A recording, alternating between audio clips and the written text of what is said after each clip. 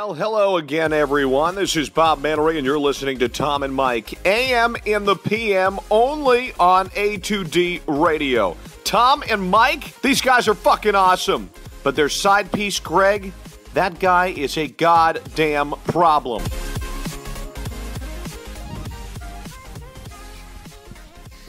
Welcome, Tom. Mike. AM. In the PM. A2DRadio.com, live from the BMW of Atlantic City Studios, BMW of Atlantic City. We're off exit 17 in the Parkway. Find them online, BMW of AtlanticCity.com. Tom Renaud, Michael Mataraki, Greg Mwakovic, Ryan Brodo on the ones and twos. Every Wednesday night, we're brought to you by our certified public accountant. Make them yours. Make them yours. Gibson Mayer LLC. Find them on the web, GibsonMayer.com. First time meeting Jim Gibson over the weekend. Oh, yeah? How'd that go? The Eagles game. Oh, how would it not go? Oh, how would it go, Greg? We're talkers. Yeah. You know what I mean? How would it not go? And a dub. And Daddy took care of him a little bit, too. Daddy held my hand walking over. Look, to meet him. I fed him. I gave him beverages. Beer, I walked him down. Took care of the whole John. All right, later on the show, Hakstol Must Go. John. Not Ron. Dave. Hakstol Must Go. Sixers meeting expectations. Getting to that. Obviously winning right now over the Wizards, 89-69, up 20. Cover. We're going to talk heavy Eagles. Heavy birds. Greg, back in the saddle. Yeah. The only guy who comes back from Florida without a goddamn tan. I don't even know what I'm looking at right now. But let's get right into the poll question. Brought to you by Scanzano Sports. Find them on the web, scanzanosports.com. Which member of the Seahawks should the Eagles be most concerned about Sunday night? Russell, Jimmy, Bobby Wagner, Earl Thomas. Let us know. Facebook, Twitter, Instagram, YouTube. A2D Radio is where you can find us. We'll be reading off your comments, questions. I would say concerns, but if you have any, we're not going to answer concerns. This is unconcerned radio. 10-1 football team. Radio right now. 10-1, going to Seattle, and it's a goddamn statement game. And not a statement because I need a statement. It's a statement to the national idiots or to some group members, around that you run into that just refuse to give this football team credit. And I know people say, don't worry about it, Tom. Don't worry about it. Well, I'm worried about it because I just want to shove it up people's asses more and more as this process goes, right? We're in Trust the Process later on. Mike's got a shirt, Trust the Process. Yes, I do. So maybe some heavy Trust the Process talk. But right into the poll question.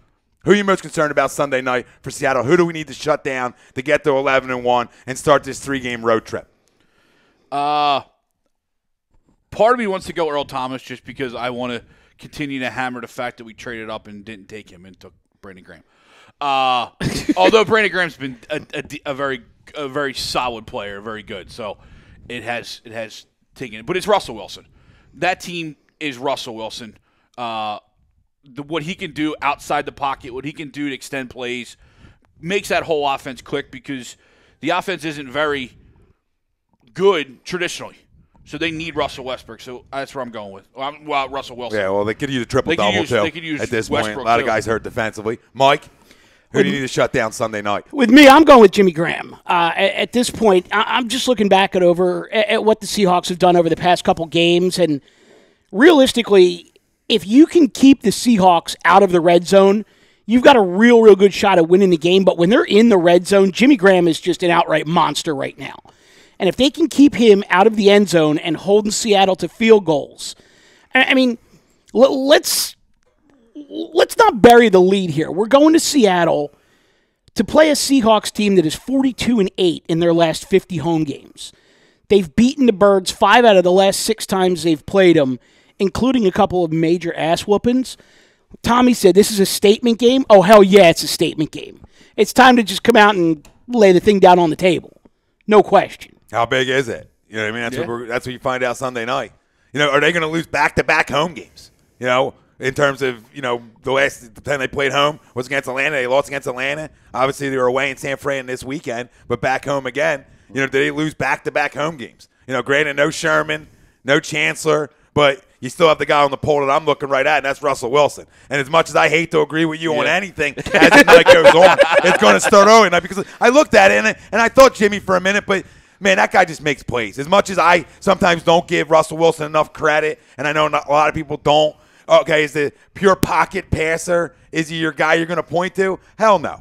But as a guy who can just flat out make plays, somehow, is like a magician, some of the things he can do, and it's always the Doug Baldwin. Yeah. So it's always Russell and Doug Baldwin for big plays. Can you contain and stop the big play Sunday night? What do great defenses do? And a top 5 defense in this league? They travel well. So Sunday night, hostile environment, this defense has to travel as well. But I'm going Russell Wilson on a guy that we need to stop. Let's get to some of the people on the book. Peter Albertson, first post. Yeah, excited. So he's the first guy in. You know, I love the win, too. Like, I love when I'm the first guy in on something. I'm definitely puffing. Zach Boylan, 11-1. Here we come. Justin DeFalco, what's up, fellas? What's up, Justin? Justin. Michael DeAndrea hitting us with a what's up. What's up? What up, Mike? Justin DeFalco, nice shirt, Mike. How can you not love the shirt? How can you not love the shirt? And DeFalco also goes on and says, Russell Wilson, 100%. All right. That's the guy he's looking at. Charles Moran, and what up, Chuck? Chucks. Birds of a Feather, With Tuesday night, HUD Radio.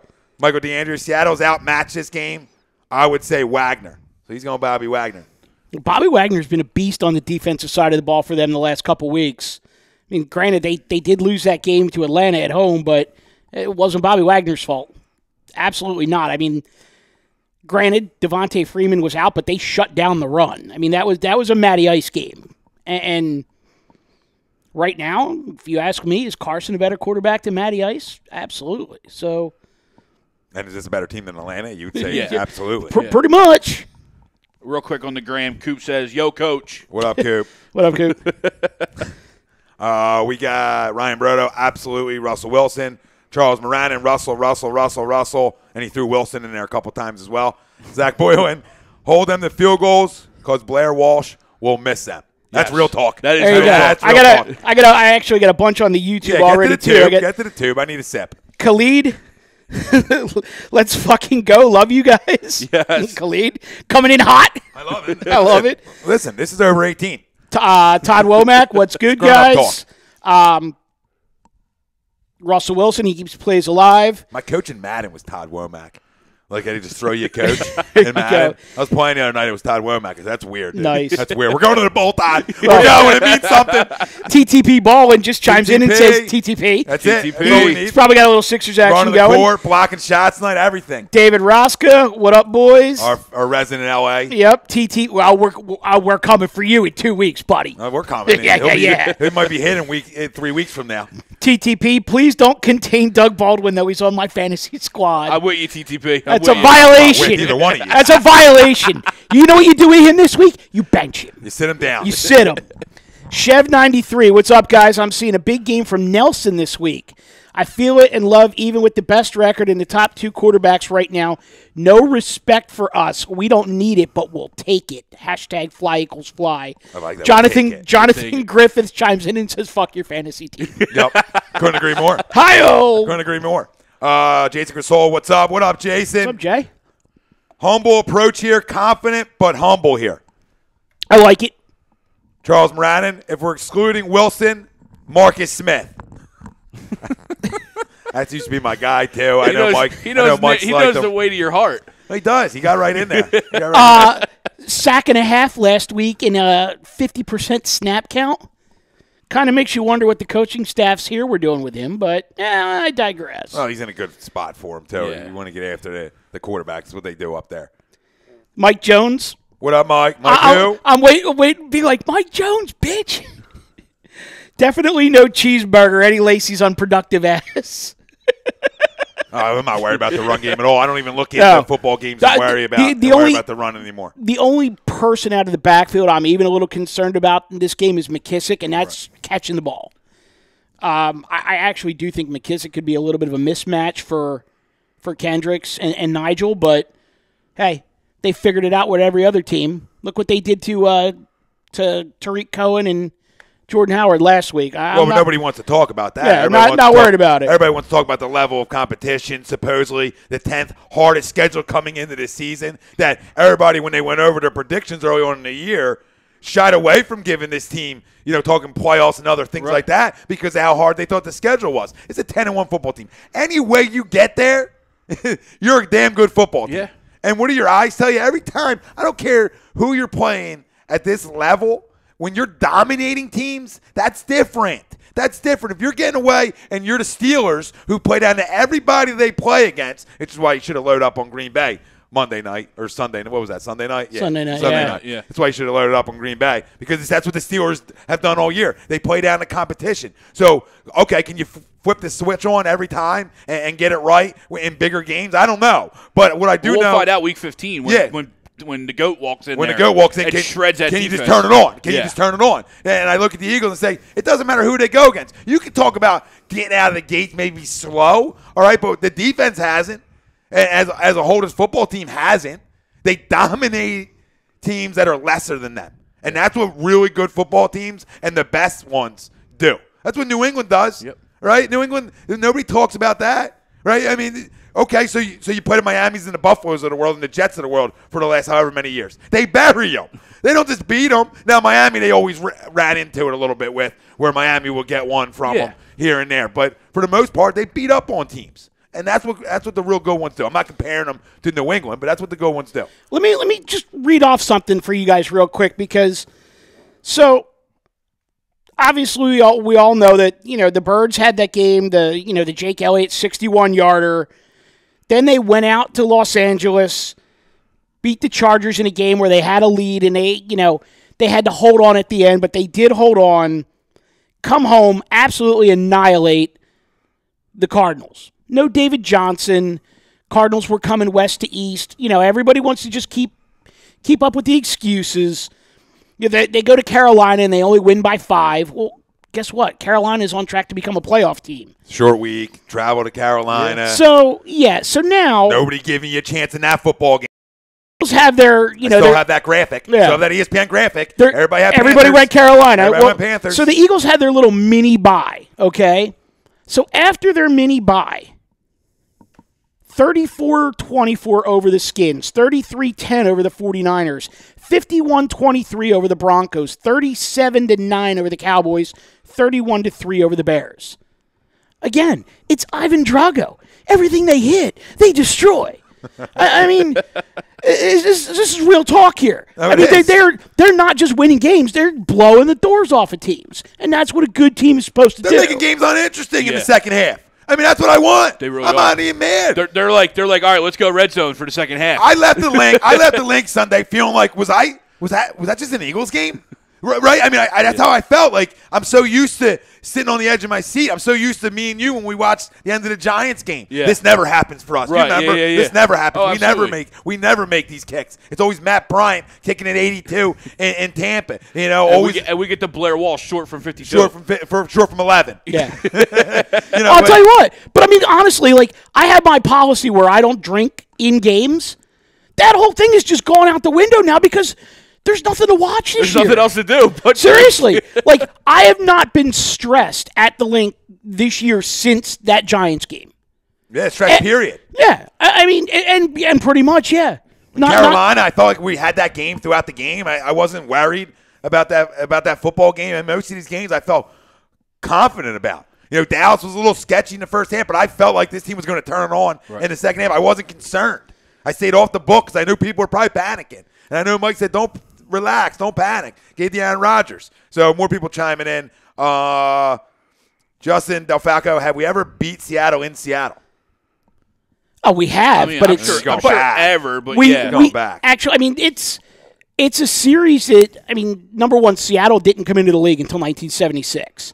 And they stunk. And they did stink. I mean, the overall series is 8-7 Seattle, but like I said, Seattle won 5 out of the last 6 or 6 out of the last 7. I mean, it was really lopsided in the Eagles' favor for a while.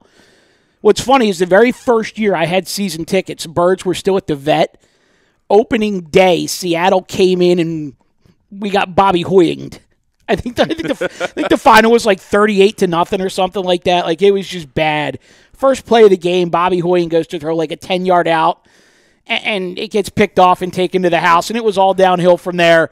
Literally, my first season as an Eagles season ticket holder. Great start. Just a hot mess. Joe Montana himself, Bobby Hoying. Bobby Hoying. Ralphie D, what's up, boys? What up, Ralphie? Ralphie. Charlie Rock, ready to make a statement this week. Fly, Eagles, fly. Zach Boylan, love that the cornerback weakness has become the deepest position on this football team. I got a couple. And that's real talk, too. Couple good ones over here. Ted Cruz, ravioli. I dab on them haters like I eat macaroni. Nice. I like it. Well put together. Jimmy Chonga. This is actually a really good one. The Chonga? The Jimmy Chonga. So the no more wanky, my wanky. The Chonga need food. So the new narrative is that Wentz is only playing this good because he's surrounded by talent, that he's a force multiplier instead of the guy that elevates the players around him. Shaking my damn head. Yeah. And I agree with you because I'm shaking my damn head too. A second-year quarterback has led by example. A second-year quarterback, everybody in this locker room, from vets all the way down, talk about who's the first guy in the locker room when they walk in there sweating his tail off already at 6 a.m. Yeah. Right? And it's Carson Wentz with Nelson. And that's all guys talk about. That translates all through, man, when you're leading by example. That's the Larry Bird thing. First guy in the gym, last guy to leave. Mm-hmm. First guy in the gym, last guy to leave. That works. Now other guys say, oh, wait. You know what? I want to buy into this. Look at the success he's having, right? And they buy into him. And I talk about that Carolina game when he lowered the shoulder on the safety was something I looked at and said, man, guys fall in love with that. And when you're talking about film room and film study, and guys see that and they're like, ooh, and they're smacking each other. And it just builds off all these things. And that's what you have here. Nice. So I got actually get a few more here. Give me a second. I just got a WWE NXT spoiler and lost my freaking lost my spot for a second. Anyway, don't start smiling around the room. Don't start winking and smiling around the room. No, Khalid. That's next Thursday. Yeah, Khalid. December 21st. Yeah, Khalid. They're forcing the network channels to switch to something else because of how dominating they are. Jimmy Chonga. Yeah, that happens. It does happen. It happened when you were down in Florida. Did it happen on Sunday? It wasn't network. I had to go to a Philly. To an Eagles bar in Orlando. Okay, because for me it did against the Broncos. Right. When I was away, they switched it. Yeah, so Jimmy Chonga, fuck these so-called experts on ESPN, NFS1, and NFL Network. Fillmore hip-hop, I like it. Eagles win 34-17. Eagles end the game doing the Macarena in Seahawks Stadium. That's great. Comment of the night. It's done. It's done. The electric slide last week, Macarena this week. Wow. TTP balling, exactly. Just keep winning. Who gives a shit what analysts have to say? Like Lane Johnson said, just keep proving people wrong. Todd Womack. That's why we need to keep it rolling these next 2 weeks. So I can hear these weak are excuse the media will say. I'm not sure what that means. I'm assuming weak ass. I'm assuming Todd wants it strong for when we go to play the Rams, so that they can actually have a legitimate knockdown drag out brawl. Which, guess what, Todd? Michael DeAndrea. So what up? What up with LeBron? Is he ring shopping in Philly? We'll talk about that later on. Oh hell yeah, he is. Mike Goletta. What's up, guys? What up, Mike? What's up, Mike? Jeremy Beelin. What's up, guys? From sunny Orlando, Florida. Screw you, Jeremy. Go Eagles. Now you're back. Now we're back. Chrome. What up, fellas? Twitter. Answer is simple. Playmaker, game changer. Russell Wilson all day. Need to contain Russell. Yeah. Russell. Yeah, you got to keep him in the pocket. Have to keep him in the pocket. Michael DeAndrea, starting week 8, our defense has been lights out. I think all year, really. But, yeah, you could say more. I'd say more like week 4 is where they really started, in my eyes, taking the next step. Yeah. No, I would agree. I think Carolina, because as Mike said, they've developed into they're the leaders in that South Division. And they're a legit playoff team, so that win was big. So being able to contain them and make Cam look pedestrian, one-dimensional, is huge. Well, look at that division now, though. I mean, you could conceivably get. They're not the leaders, the Saints, of course. No, but I mean, you could conceivably get 3 playoff teams out of that division. You could get the Saints, the Falcons, and the Panthers all out of that division. No, you could. You could. Listen, there's log jams in. This goes right into this comment. Mike Goletta, no excuses, but the league does stink and setting up perfect for the Eagles. I don't know where the league stinks. I really don't see stinks in the NFC at all. If you want to go in the AFC and talk about some mediocrity, sure, we'll dive into the AFC all day because they're teams that aren't getting the job done. But you look over the NFC, I mean, the Vikings defense is flat out dominant. Yes. Dominant, and a place I don't want to go to play. Yep. All right? If I'm scared to go somewhere, I don't want to go to Minnesota. All right? Look at the Rams. I mean, you're talking about a team that can run the football, second-year quarterback taking the next step, another defense that done well through the draft, putting this defense together and can flat out get after you too. The Saints, they can score. All right, I don't trust their defense. I will never for a little bit. I don't completely trust it, but they can flat out score. They were banged up this week, but I do agree with your. I don't trust it. Now, see, to me, playing the Rams is basically like playing yourself. To me, it is. Mirror image. You know, better running backs, yes. We have the better receivers, better tight end. Defenses, very similar. Second-year quarterback. I actually think that the most, call it even matchup, and what could conceivably be the preview of the NFC Championship game would be us versus the Rams. Actually, interesting here, TTP Ballin says Washington start playing Hack-a-Simmons with 6 minutes left. They're fouling Ben on every possession. Yeah, I see it, and the cover's getting a little nerve-wracking. Yeah, I just got a text. Nobody likes that. Simmons is killing the Sixers right now. Yeah, killing it. Mike Jones actually chimed back in. He said, I live in Salt Lake City. They put that weak-ass Panthers and Jets game after the Eagles got to 31 points. Had to stream the fourth quarter on my laptop. Well, Mike, that's dedication, my friend. Yeah, it is. Good for you. Good for you for opening up that laptop and getting back at it. That is dedicated. Really dedicated. Mandingo Ray saying 11-1. So he's got a dub. Rob Lutman, yo, what's up, guys? What up, Rob? Mandingo Ray? Yeah. We got porn stars watching the Ray. show. Listen, I read what's on the prompter. Big fan of the show, though. I mean, you know. And when you say big fan, you mean big fan. Yeah. Car off door. Well, you were talking about laying it out there tonight. I did. Yeah, well, listen, full circle to the layout. Jeez. Chev 93. I see Derek Barnett with 2 sacks this week. He has shown flashes of a star in the making. I think you're going to see him on the field a lot more. Honestly, I mean, against a guy like Russell Wilson who can move the way he can move. Yeah. You're probably going to see Derek Barnett snaps probably up. I wouldn't be surprised if he gets 5, 6, 7 in that area, extra snaps this week. I'm not going to go crazy and say his snap count doubles or anything like that, but I can see him on the field a little bit more in certain situations that contain him. Well, it's interesting. Got to keep him in interesting the pocket. because I might actually go a little more than that, but I think what you're going to see in terms of the defensive ends, I think you'll see a lot more of Vinny Curry and Derek Barnett, with Curry maybe sliding over to the other side, and a little less of Brandon Graham and Chris Long. Actually, Brandon Graham goes in the middle. Or Brandon Graham could slide in, yeah, but to keep the speed on the edges and keep that pocket containment. I think you could see a good bit of that, actually. Chrome, I'll kill you, Mike, if you start dropping spoilers.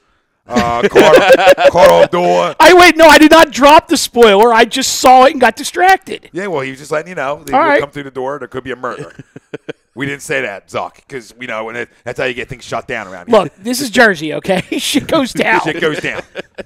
Don't come to Jersey, Zuck. No. Trust the process. Carl Abdul, where's your Wentz jersey? I wanted to get into this. Not happening this year, okay? I'm not putting nothing on us, right? You're going to stay. We're going to stay here, and after we get to the bowl and I'm on Broad, the first thing going up is Carson Wentz. Even if we just get there. Even if we don't win it and just get there, because he's a second-year guy, I feel like we get there again, you know what I mean? Even though I want to win when we get there. But still going on the wall. But you can't mess with that right now. You can't mess with it. No bad juju, no changing up. The Sixers are only up 3 right now. They were up 20 the last time I spoke about them. All right, and I'm not happy about this. The line's 6. You're up 20. This is the second time that they've done this to me. Stop fouling this guy. What happened? McConnell. There it is. There's your glue guy, McConnell, out for the game, and now it's all falling apart. Look at Joe, though. Joe working.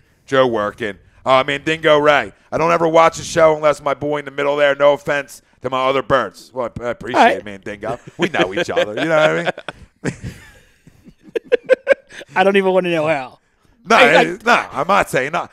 Jeremy Buin, ask Greg what bar he went to down here in Orlando. So now instead of Facebook recommendations, you can just ask anything he wants. He's coming right to the source. Greg, it was actually really cool. My dad kept telling me about this bar. And if he can remember the name, he would tell you. No, I do remember. But he was drunk. But it was really cool. My dad kept telling me, I'm like, oh no, we've been there. He's like, no, you haven't. We walk in. It's called the Wing Shack. It's in Orlando. Obviously. When I went to check in, it was also called Orlando Eagles. It was wall to wall, not a seat in the house. Eagles fans, every TV. Oh, he's asking for birds. That's what he's asking for. There okay. you go. For They are Sunday night though, so you don't have to worry about nothing. You don't have to worry about it. But it's a hell of a time. They have a dude outside cooking Philly cheesesteaks. It was pretty cool. Here come the crumbs, right? Oh, hold on a second. Right, no, this is important. Go ahead. Matthew J. Curley Jr. Just don't even read it. Okay, no, I'm going to read it. I'm going to read it for Curly right Wait, now. he's allowed on Facebook now? I don't know. He's back in. They let him back. He's out of jail? I might be going there after the Zuck comment. Didn't Luke Kuechly get hurt in that Panthers game? You love how people want to put in what fits their narrative, and that's what it is, right? Yeah, there. That's all it is. God, I just had to go away, troll. All right, so my response to that will be Jordan Hicks, Jason Peters, Darren Sproles, our first kicker. Who else am I missing? Because we got like 6 or 7. Chris Maragos. We got like 6 or 7. Pro Bowl special team. Yeah, we got 6 or 7 guys out for the season. So, God forbid Carolina lost their linebacker for half a game. They get this little thing called next man up. You play with the guys that are on the field and you win the game. Do you know who hasn't? You know who has been on the field all year? And that's 11. All right? Because that's who it is. That's who it is. Yeah. That's who it is, man. That's the guy who's taking the next step here. That's the guy who, from year 1 to year 2, has jumped. And that's what you look for. Year 1, year 2, years 3, continue to make jump leaps and bounds. And that's what he's done. And that's all you can say. And that goes from being in a facility, I don't even know. He's sweating by 6. I don't know, 4:30? I don't know. Oh. TTP Ballin says, keep your fucking elbow in, Ben. He's 9 of 21 from the line. 9 of 21. So Pootie Tang says, Jesus Christ, Ben needs to learn how to shoot and fast. Pretty Boy 21BB says, don't you dare talk ill of McConnell. I'm not talking ill of McConnell. I'm talking well of McConnell. McConnell's the glue. If McConnell didn't go out tonight, this game's not close. It's not close. Because the ball would be in his hands instead of Ben's. And Ben might be on the bench. He might be. Listen, you're a former basketball coach. Yeah. Right? Can I get a little cookie jar? Yeah. Can I get a little cookie jar, Ben? Cookie jar it. What Ben's going to Did they not eat cookies in Australia? It's a good thing he's in the city. city. Because all free cookies at LSU. That's why he didn't have to reach in and grab one. Call up your boy, Herb McGee. He fixed Evan Turner's shot, actually made Evan Turner a serviceable pro. I'm not going to say anything more than serviceable. But he fixed his shot. Well, that guy's stealing money in the league still, so he's serviceable. Herb McGee got him paid. But Herb McGee is that guy, and luckily he's in this city. We got to go to him. Justin Falco says Ronald Darby was half out half the season. Yeah. That's another name. There we go. And then Curly wants to go. Excuses. Peters, 35-year-old tackle. Sproles, 34-year-old running back. Raiders are looking good, though. Yeah, Raiders and then he says great. he loves us. I know he does. And we love you, We too, love Curly. But Wait, you're wrong. Pete, what did he say? He's the worst umpire. What did he say? Peters, 34-year-old tackle? 35. 35, future Hall of Famer and anchor and probably a top 3 left tackle in the game. Still. Sproles, borderline Hall of Famer for the special teams work. Do we need to go on about this? No, because he's a troll. He's just is Kuechly a Hall of Famer? Is he a borderline Hall of Famer? He's an All-Pro. Come on, he needs to win something first. Well, that's what I said. I think when it's all said and done, I think he'll be there. Well, we'll see. His Chunky Soups commercial's pretty good. Man, I was just told that you may know what I'm talking about. Man, 3 from Washington. Now it's only 4. 3 minutes left. A lot of time left. There's a lot of time left. Well, especially when it's Hack-a-Ben. It's Hack-a-Ben, and that's a problem. Jeremy says, thank you. Mandingo, how do you guys think we match up against the Seahawks? So getting into this a little bit. Yeah. I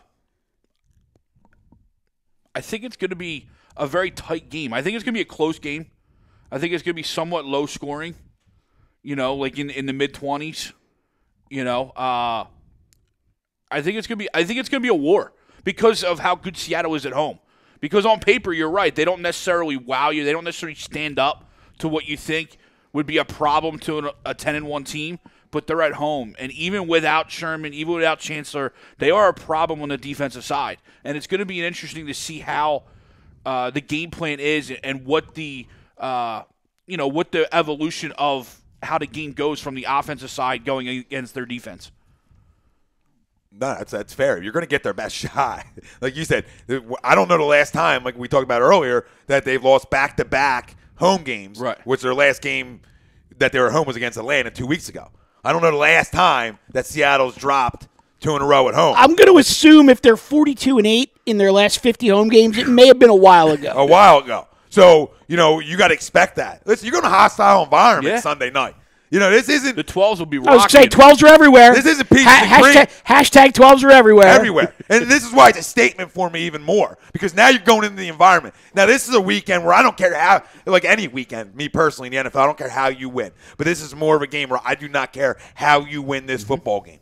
I don't care you win by a safety, a pinch hit homer. I don't care how it works as long as you win this football penalty game. shot. A 1-point safety. A blocked extra point return. I actually got a Eagles are winning with Joe fucking Walker at linebacker. Don't give me that Kuechly got hurt bullshit. Sorry, I like it. That's great. Zach, that's great. And actually, wait a minute. Joe Walker might be out this week too. So Najee, go. Suck it. What, Donnell Ellerbe? So maybe we'll get a little Donnell Ellerbe action. Maybe. That's a good call, Mike. Actually, just got a direct text. This is actually a really good question. Slide into the DMs.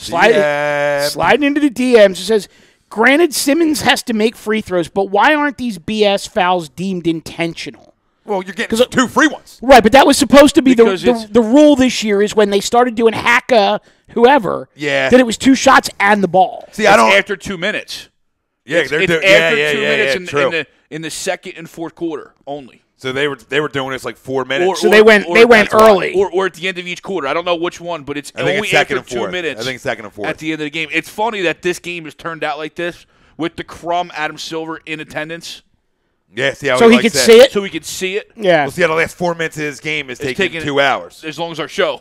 Right, and just because he hasn't been able to knock down 2 in a row. Now, he did his last time up. He knocked down 2 in a row. And I understand his impact on the game, and I hate to keep getting away from the Eagles talk. Listen, this is 4-for-4 family talk. No, I understand. Whatever, it's Thanksgiving. Whatever's on the table, we're eating. At some point, Ben's got to come out of the game for a stretch. Besides Cranberry. I don't think the Cranberry Ben's got to come out of the game for a stretch. And maybe this is McConnell not being available to handle the ball. See, this is where we're going to disagree. No.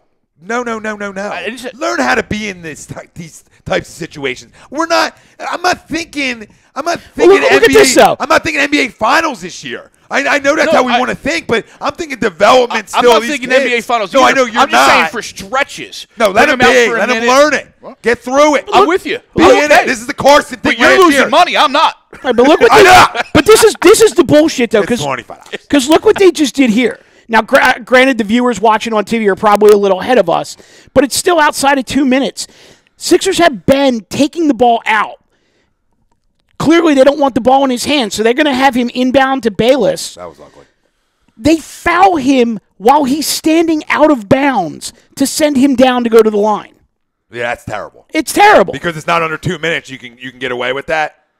Right, you know what I mean? Yeah, I'm with you. And that's where Adam Silver has to look in there. How about the whole second and fourth? Yeah. Or just the whole fourth in general. Once you're into the penalty, once you're into the bonus, okay, that's where it ends. Right. Now, you can say you can't get the same player more than once. So if you go back to the same player twice in a row, something like that. Yeah. Where you can work that out. Something's got to change. Something easy. What we got here? YouTubers, I'm coming back to you. Hold on. I'm coming with you too. Taylor Questinell, love you guys. Tom, give me a best in the business quote. Well, you know what you're listening to. Yeah, you know it is what it is. Yeah, the best in the business. I can't do it like that, man. It's in the moment. Just wait when we get a break or something. When I just let it fly. There's a video that got released today. Yeah, I'm not built like this. I'm not built like that anymore. That video's telling Noah to shut up.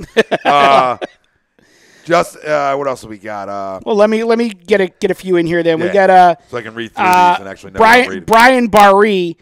Wizards are a bunch of pussies. Fuck them. 76ers got to win this game and teabag those bitches. Oh, wow. Okay. I mean, it's getting hot. It did get hot on the tube. Adult channel. Pootie Tang, for real, TTP. Reddick and Covington using his new contract money to vacation to Brick City to visit Lonzo. That doesn't help either. Who? And he's talking about Rocco? They're talking Rocco. Listen, the only time I'll give Rocco. I can't rip on Rocco. I'll give Rocco a 72-hour excuse window.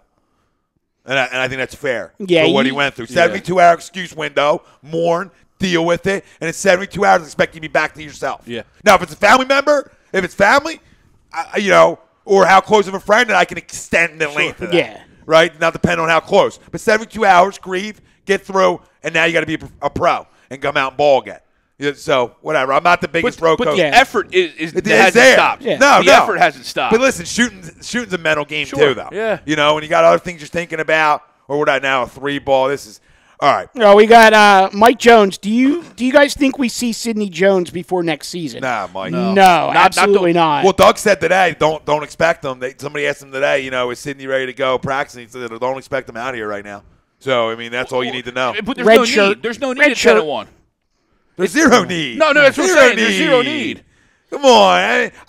Mike, I mean, I want to see Sidney soon Yes. too, but I'm willing, because you're 10-1 and your secondary, like Zach Boylan said earlier on in the chat, has became one of the weakest positions and one of your strengths. Right. There's no rush to bring him back. Jalen Mills is a legit 1B corner in this league and working his way up to being a legit 1, like one of the better ones. Guy's physical. He tackles. He does everything. I'm not even talking about Darby yet. So this is what I love about this football team. There's so much competition even moving forward. Well, you know what let the kid get right. You know what I love about Jalen Mills, though, is that the ability caught up to the swag. Because there was a lot of talk and a lot of the swag and a lot of the finger wagging, whatever. And now the ability, and I don't know if it's the system or the scheme or just him getting comfortable in the league or whatnot, but the ability caught up to the swag, and now he is absolutely the real deal. That's a great point, though. That's a great point, right. because the swag was there, and you saw the swag in some of the videos at LSU, him having to run through the gauntlet with LSU players, and him just not giving up, and that's where I'm like, man, I like this kid. And if it wasn't for off-the-field situations, you're talking about a guy who goes in the top 3 rounds of the draft, and not a guy who goes in the 7th. For sure. And a guy who's, you're paying peanuts to, and has been a big-time surprise. Yeah. Jalen Mills is the reason why the secondary was a weakness coming in, and it became a strength. That's facts. You can talk. I mean, Darby's played really well since he came back. Nobody's taking that away. But Jalen Mills solidified your number 1 corner for you. Been that constant. Yeah. And he's handled that for you. It's so big, his impact this year on the defensive side. For sure. Jimmy Chonga says, bro, honestly, this won't be a blowout, but it will be a decisive win for the Eagles, like 31-14. I feel so optimistic about Philly sports in 2018 and beyond. And you should. As well you should. And you should. I don't know if I'm feeling the same score, but, we'll talk about it in a little bit. We'll give our score predictions. And Jacob Bloss, Jake chimes in. What's up, Jake? What's up, Jacob?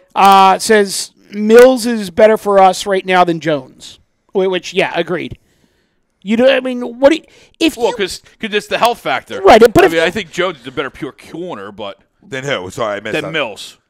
Yeah, of course. But the health factor makes him better right now. So right, but here's the thing: if you're an opposing offensive coordinator and you have to scheme to go after one of the Eagles' corners right now, it's like, do you want to go after Mills or do you want to go after Darby, or are you going to try to work a soft middle? You take out Mills or Darby and you insert Sidney Jones, regardless of how good he was at Washington, he immediately becomes the target. Oh, no question. Why do you want to do that? No question. And not even that. Like, I'm looking at, you don't know, and I love Sidney Jones coming out, right? Oh, absolutely. Nobody's taking anything away from the kid.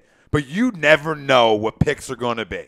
Right. So there's no reason to rush this kid back with what we call the new ACL, which is the Achilles. Yeah. That's a big injury. It's a 2-year. We talk about it every week, I feel like. Yeah. It comes up, but that's fine. But that's why you just let him get completely healthy so he can compete next year. He's probably going to be your 2 or your 3 next year. I think he's going to be more in spots and more in packages, honestly. I don't think he's coming in here and taking a job from either one of them two unless his campus is that shutdown. Right?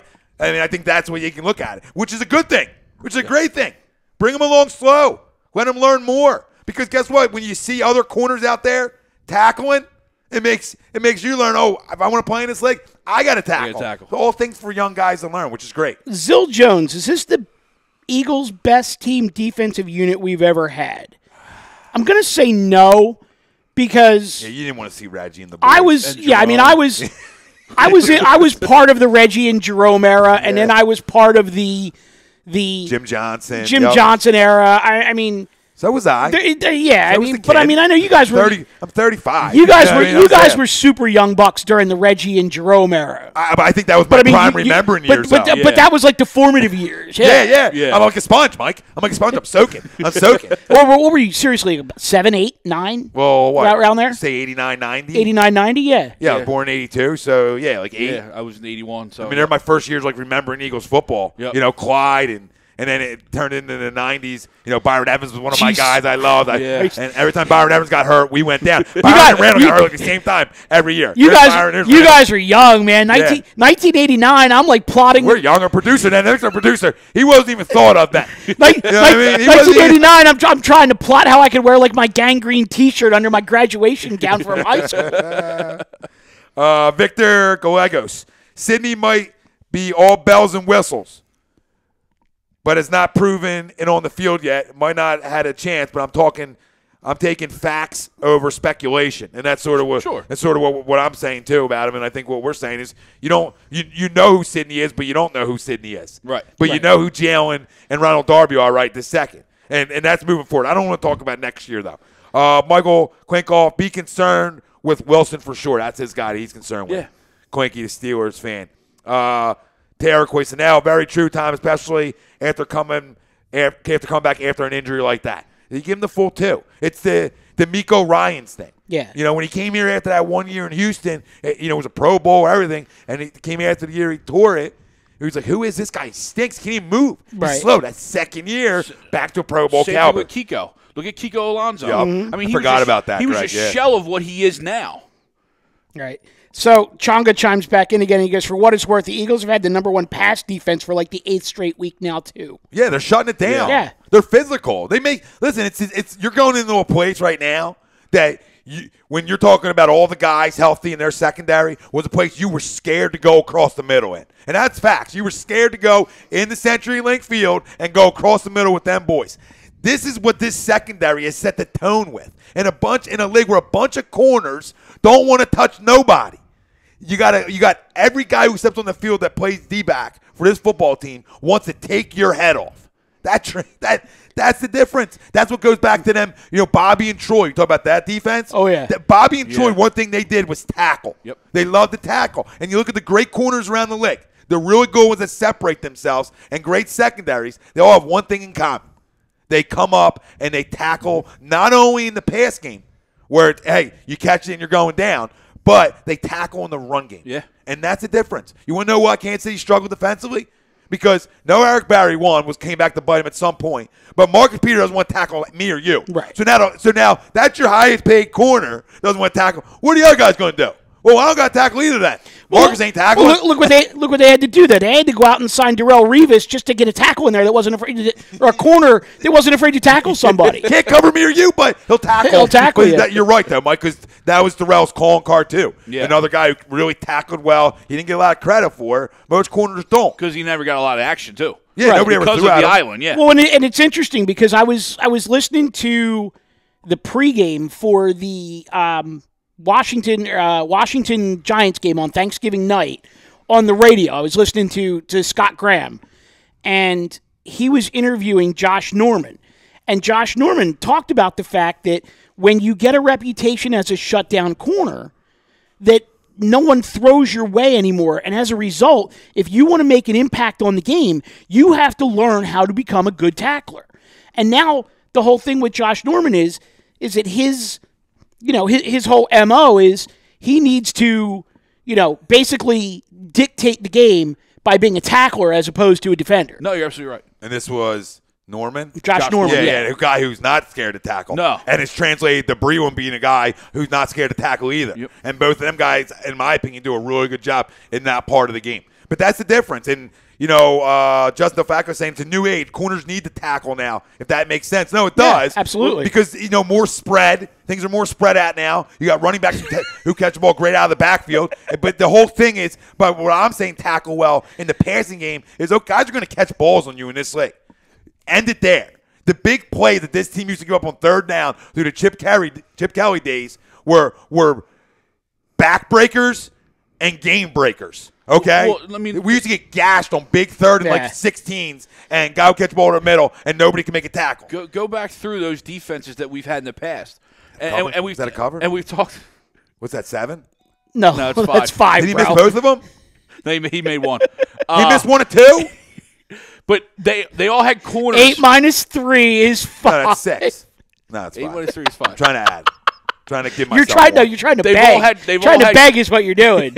They've all had corners that could tackle, as we mentioned. Right. The defenses that were bad had corners that did it, and 20 now we're point coming lead. back Right. full circle to 20 where point we lead. built that cornerback and that secondary back to where we can tackle again. Right, all because and that's what's feeding the defense. All because they hacked the shit out of Ben.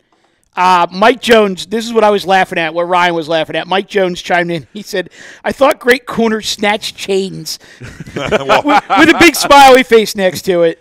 I mean, that's just terrible for the league. Honestly, I was listening to Stephen A., a guy who I respect a lot, but I was listening to Louis Riddick. And Louis Riddick, who I really respect, was spot on when he talked about how it doesn't look good for the league. Any way you want to slice it, it doesn't look good for the league. Yeah. You have people out there that are looking for any reason to turn this league off. All right? Don't give anybody firepower, man. Yep. All right? You guys are 2 Dallas kids. You grew up in the same freaking area, essentially. Work it out. Somebody said that today. An NFL player said that today about the 2 of them. You're both from the same area. Figure out a way to work it out, because this is ridiculous. One time, okay. Second time, all right, dude, this ain't UFC. It's like, you know what I mean? It was like the Norman football's supposed to Odell be physical, thing. but not to that point. It's like the Norman Odell thing. It happened the first time, and the second time it was done. It was done. It was back to football. Right. TTP chimed in and he goes, pettiest basketball game I've ever seen in my life. Glad Silver was there to witness it. Yeah, good. No, yeah, good. Good time to be in the house. I hope that was a statement from Washington. Hey, you want to witness this? Because now you're hurting guys' pockets. Yeah. Because that's what that just did. A 20-point lead that's an easy cover turned into a loss. Well, look at this, though. Ben goes for 31 and 18. They give player of the game, too. And he only made half of his free throws. That's a joke, too. NBC giving him player of the game is a flat-out disgrace. You don't give a guy who played a game who couldn't make free throws to wrap the game up because the stat line looks pretty. Bob Hartman. What up, Bobby? I'm going to need Ben Simmons to stand on the line and shoot 500 free throws tonight before he goes to bed tonight. Deal. And he probably will, too. He very well might. Knowing Ben, he probably will. But, no, I mean, that's the growing pains, man. The guy's not – we know he's not a shooter yet. I don't think anybody's running from that. I'll tell you what, though. Nobody's running from that yet. Ben Simmons is an NBA basketball player. He gets paid to do a job. Mm-hmm. I am a short, fat, white guy, and I will put my life savings on the line in a free throw contest against Ben Simmons. I am that confident that I could beat him. And 20,000 at the Wells Fargo? On the line with some big boys around you, saying a lot of things about family. I didn't say all that. I didn't say all that. I'm talking empty gym. Like down at the park, down the street? No, not even outdoors. I'm talking empty gym. No wind. No depth. I need depth perception. Not on an aircraft carrier. Bleachers are all closed up. Maybe we're playing cross court instead of full court. Just put me at the line. What about I wanted him to work out. What about the 7 hours straight before we even got to the free throw competition? No. I mean, we're good with that. What about the training rims, which are barely bigger than the ball? No. Barry's a Fisher Price. Let me tell you, I'll make it rain out here all state. But no. I'll sit there and make some free throws in my sleep in the right conditions. No, in the right spot. I mean, I'm gonna probably hit 70% from the line right now. Cold. So, yeah, I need him to do better with that. For sure. And that's why, listen, these are growing pains. You got away with the win, and it's something he can continue to work on. It's not where you need to be. You can't shoot 50% from the line in this league, especially as big as you are. But his shot's not ugly like some guys. Yeah. So it can continue to get fixed and better. But I was saying that Ralphie, who's Mr. Laker earlier on, was that the difference between the two of them is that Ben's 6'10", and a big boy and can make up for not shooting even when guys are giving him the shot and taking away the lane. Yeah. He can still get there because he's so strong. So he can make up for the lack of the jumper. And he'll always have that. But I think the jumper is going to get better as it goes on. Sure. I have to believe in that. Well, I have to trust the process. This is interesting. Chonga says, again, he goes, I feel like Rasul Douglas should be a mainstay. The man's balling on every opportunity. Them long-ass arms are helping him snag picks. Jonathan Griffin says, who's not balling on the Eagles? Yeah, it's hard. That's why I said. You're both right. Yeah. This is no concern radio tonight. Yeah. I mean, this is no concern radio. And listen. Well, free throws are a concern right now. That's concern. See, we never can get away from it here. Yeah. As much as we think like we're in the clear. We're up 20 here. We're 10-1. We're 10-1. And we're in the clear, and then all of a sudden, free throw gate comes into play. With Adam Silver making $10 million a year to watch that. Glad you watched that. TTP says, do you guys think he should start shooting right-handed? Isn't he a righty anyway? In all seriousness, it can't get much worse. His right-handed shot, his little hook in the lane looks pretty. You can shoot him goddamn underhand for all I care. Go to the Rick Barry school. And dude was a 95% lifetime free throw shooter. Right. Someone on the Rockets was doing it last year. Yeah. I don't know if it was Clint Capella, but someone on the Rockets was doing Capella? It might have been. Maybe it was just short term because I know we played the Rockets, and I didn't recognize Capella doing it when we played them. So this started at 5:44 in the fourth quarter is when this little game started. And right there they're up 11. So it's not all on him why the comeback happened, but this is a team too that I think is going to learn how to start really closing them out. Now listen, a win's a win anywhere you want to look at it. Right, but here's the thing though, an NBA game that doesn't go to overtime should not take 2 hours and 45 minutes to complete. Never. Adam Silver being there, seeing all this. It might be the best thing that happened, to be honest with you. Well, no, probably will. He was back with Colangelo. They were colluding on how they're going to blow up the Hinkie. Colluding? Yeah, colluding. I like it. They were talking about how much I got to throw LeBron to get him to Philly. And you brought colluding into the conversation tonight. And we will talk about LeBron. It was a very later. relaxing trip to Florida. There you go. We'll talk about LeBron and more we definitely will get into it later on. Michael DeAndrea. Hold on, let me go through some of these. Justin Facco, why do you think they're called free throws? True. Taylor Questinel, not Eagles rated, but what are your guys' thoughts on Eli Manning getting benched and Michael DeAndrea sort of asked the same thing? Listen, it's absolutely ridiculous. Coop put that up on the Instagram.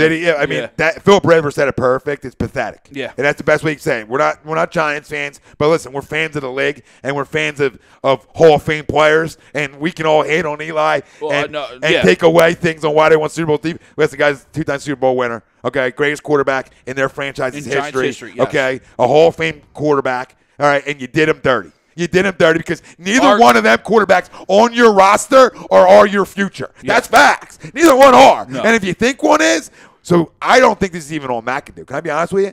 I think this came from up top. Jerry Reese or even higher? I think this is all the way up. I think this is tank. This is tank. We don't even want to win anymore. We want to make sure we're in the top 5 in this draft. I really do. As much as I want to think it's McAdoo, he's not that stupid, dude. This had to come up top. No, I think he is, but I agree with you that I think it wasn't truly him. I think he is that stupid. Okay, let me take it back. But here's the thing. Even if it did come from up top, you don't have shit at wide receiver right now. You just put Jackrabbit on IR. You could actually allow Eli Apple to take a leave of absence to be with his mom because there's a legitimate excuse there. His mom just had brain surgery. I mean, this team stinks. Yeah, guess what? They flat out stink. You could leave Eli out there, and he might get killed, but if he's going to lose the streak, I'd rather him lose it to injury than this bullshit. Well, let me tell you something. They're going to be a good football team next year. And I'll put that on the table. Because they're going to get the number 1 overall draft pick. Well, they're going to be up there, and they do have Odell who's out. Yeah. They've dealt with injuries, and I think that defense is better than they played this year. Obviously, Jenkins been dealing with an ankle issue. He's done. Going to get his ankle surgery. So, there's been some issues there. As much as I don't want to give them credit, I think they'll be back, and they'll be a tough football team next year. I don't buy into their record as who they really are. They usually always are, regardless of the record. The slide happened. They started sliding, and then once Odell was out, I think it crushed that whole football team. Yeah. Just offensively, because that was the only thing they could do.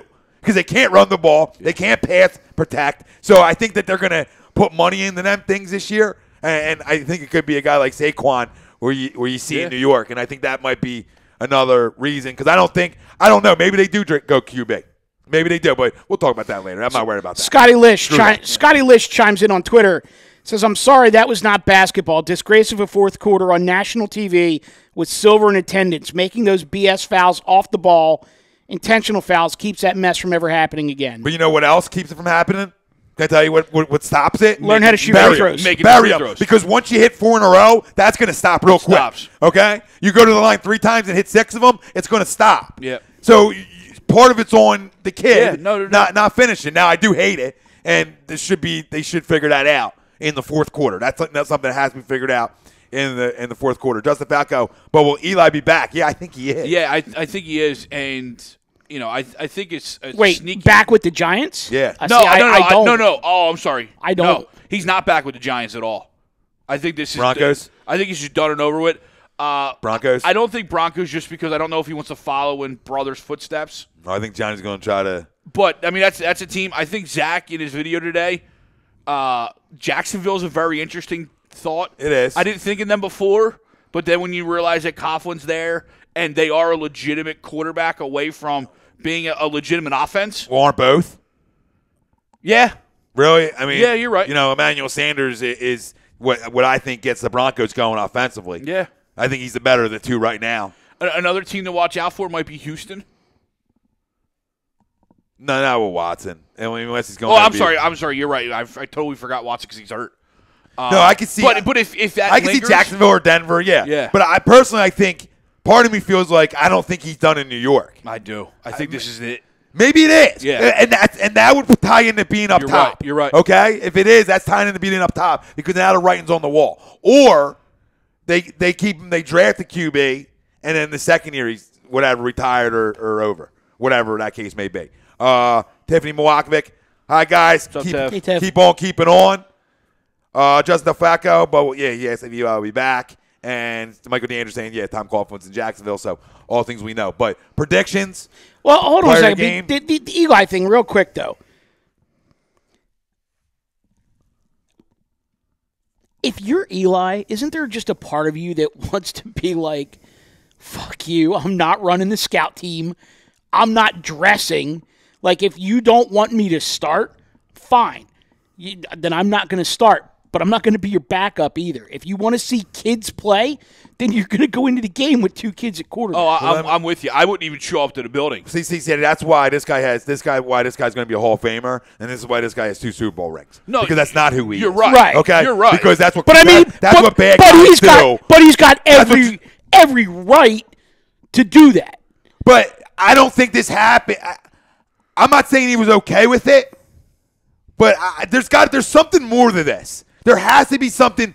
Listen, if it's not tank, if it's not pure tank, okay, what's the reason for it? Because if it was initially gone to him like, hey, you're going to start, you're going to play, but maybe in the second half we're going to give these guys looks, and he said, well, if I'm not going to play the whole game, I don't want to start, and then it turned into this. See, I have a feeling because it's McAdoo, or maybe it is up top. I think it was, we're going to give you a couple series. Like, I don't even think it was first half. I think they probably went because they want to see both of them, they say. So I think it was one of those. Geno Smith yet. Not enough. Yeah, who hasn't seen it? Yeah, not enough of him. But it was like, go ahead. You'll play a couple series, and then we want to see these guys, we want to see this guy. And then at that point, he's like, if I'm only going to play a couple series, then no, I'm not going to play. And I think like, that was bench me. That was their way of saying streak. We'll keep that going. Right. Well, the thing that frustrates me about this whole thing is it's not like Geno Smith played in Arizona or San Francisco or Houston. He played in the same goddamn stadium. You know? You watched every game. It's like, I understand that the Giants have their own business that they have to handle, but pick up the goddamn New York Daily News. There's Giants on one page and Jets on the other. If you don't know what Geno freaking Smith is by now, you're a goddamn disgrace of an organization. You brought him there to be a backup, then you know what? He could be the backup to the kid that you drafted. Yeah, I just don't see what they're gaining out of this, besides a tank. But they weren't winning anyway. I know, but this just solidifies it, right? You're right. I mean, isn't this the last nail in the coffin of tank? We're definitely not going to win because this is shutting. We know what Geno Smith is. We read the other side of the Daily News. And then the reports come out today that guy walks into the cafeteria in the Giants complex, and there's Eli and Davis Webb sitting there with playbooks sprawled out across the table, and Geno Smith is nowhere to be found. But Geno's telling people that his teammates are hyped that he's going to start. Well, Geno's a crumb. I mean, I think we know that about Geno. Geno can eat a bag of dicks. I'm sorry. Yeah, no, don't be sorry. Vinny Masson, maybe a year left. Eli was done, period. So what? Let him go out on his own terms. Yeah. And Bob Hartman, that Pornhub meme with McAdoo had me rolling. It was great. That was great. I've looked at it about 12 times and laughed every time. Doug Zeke, 28-20 birds. Wentz player of the game. Justin Delfacco, he's not that type of dude talking about Eli. He's a class act. You're right. And You're Peter right. Albertson, Geno Smith is a disaster. And Yeah. you're Yes, right. he as well. is. Absolutely right. And as add well. on. Like I said, if it was Webb that you wanted to see, then that's a different. Then go at Webb. Okay. Don't still play not, the charade. still not Yeah. your answer. Right. Still not your answer. So the only other reason is they either got their eyes on somebody in this draft in the top 5, quarterback or something that they're that in love with, that this is like, hey, we can't even try to win another game. Hence why all of a sudden, okay, Janoris, go get your surgery. Yeah. And you start seeing them kind of things. Now you're like, yup. You're right. They're throwing it in. They're going to do their best to not win, which tells me McAdoo's job is safe next year. But when New you York fans, when you have write it down. right, but when you have legendary, and I do mean legendary members of the Giants organization, guys like Carl Banks, Harry Carson, Justin Tuck, going out on social media and ripping the living shit out of the organization for the way that they're handling this. Carl Banks is still in the press box at MetLife Stadium during Giants games. Yeah. He's one radio booth over. Him and Dwayne Harrison went at it the other last night on Twitter. Yeah, they were going back and forth. Yeah, is there a right way to do it though? If that's what you're trying to accomplish, I don't know. I don't know. The right way would have done it would have been to either straight up release him and just say go get yours. But actually, the truth would have been trade him. Yeah. Trade him at the deadline.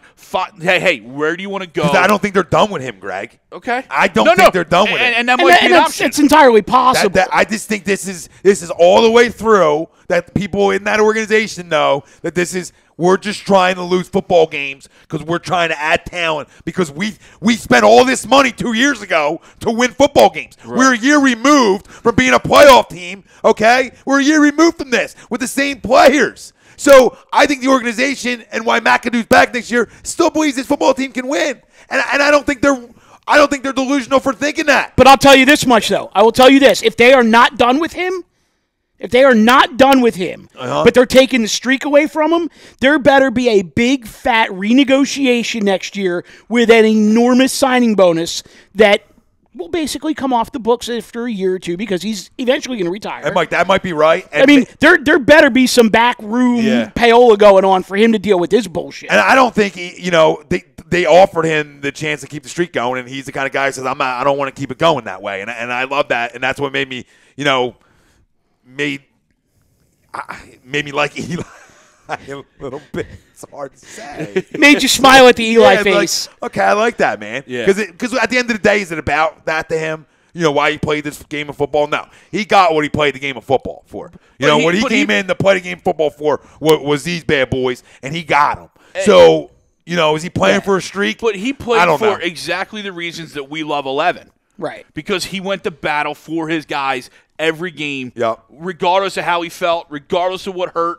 He was there, and that's what the streak meant to him. And that's where I think it was. It wasn't a half. It wasn't 3 quarters. It was, I'll give you a couple series just so we can say you started the game, and then go ahead, go take a seat, take your shoulder pads off like it's the first game of the preseason, walking around with just your shell on. So Vinny Masson said, I agree, Mike. I was just saying he's done, but yes, he should write his ticket in New York, especially over these clowns they have at QB. So, yeah, I mean, listen, he could be out. He could be out, but I just don't. This is a weird way going about it as an organization, which makes me think there's a little more to it, but whatever. This is great. TTB Ballin says, I asked this in the last stream, but would you guys take McAdoo or Chip as the Eagles coach if you were forced to choose? Chip. All day. Not even question. All day. Because I still think Chip's smart. Yes. As much as it didn't work his first go-around, I still think his idea and his premise works. But see, I don't know. once a couple things started going wrong here, once the D-Jack thing happened, which wasn't even on Chip, because Chip came out the day before and said D-Jack's part of the football team, Jeffrey Lurie got rid of Deshaun Jackson. Let's clear that up right now because of the gang affiliations, and they jumped the gun on it. And me and Mike talked about that when that all happened. It was a jump the gun. It was a rush to judgment. But then once one or two guys in that locker room started talking race, it was done. Yep. Done. And I think the respect that you see from his ESPN colleagues from a little bit of time they've known him, that this guy, it didn't work here. For whatever reason, there was a power struggle, fine, but he's going back to what he does really well, and that's dominate the Pac-12. Yes. Because Daddy's coming home, so bend over. and really, and as much as we don't. Just solidify my seat in the college football playoff every year. Isn't Chip like that ex where you say, well, you know what, I'm happy I was with her because I'm not going to regret it because it got me to where I am today? Yeah. That's what this is. Like, I'm okay with – no, listen. I'm out. I'm out. Yeah. Listen, I'm okay with it. There was a lot of control years that we dealt with that I wasn't allowed to go out. Right? There was a lot of control issues. But now I got Doug, and it got me to Doug. And that got you there. It got them going back to the Andy tree in a way, going back to what they knew worked from the past. That's what the Doug move was. See, I look at it completely different. Dude, I don't regret the past. Same but different. Yeah, I just don't regret the past. What? No, you know what? Chip is the ex who was good in that. But other than that, you have no goddamn idea what you ever saw in that person. And you had to go back to what you knew to get yourself back on the ground. You know what I'm saying? Yeah, well, guess what? Well, that's what it is. Yeah, I agree with that. All right. It's just a bad ex. Ryan? Well, all I said earlier was, can you imagine Chip Kelly with Carson Wentz? Because he never really had – I mean, he had Nick Foles, he had Sanchez, and he had – He never had a quarterback. Exactly. Yeah, never had a quarterback. So. And that was supposed to – and you're right. That could have been Mariota.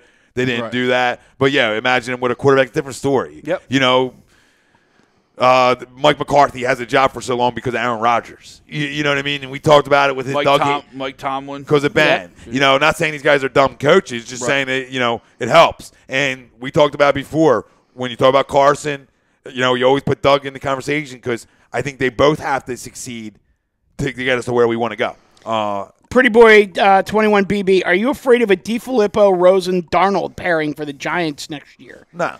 Not afraid of anything. And I know people asked this on Birds of a Feather last night. I'm sorry. A DiFilippo, Rosen, Darnold? Yeah. You can't have all three of them. I know. There's Rosen or Darnold, he's probably saying. Okay. Yeah. That's with DiFilippo, okay. Yeah. Rosen and Darnold, guess what? Okay, that's how I feel about both of them. I'm not in love with either one yet. I think Rosen's there. I think Darnold needs some seasoning.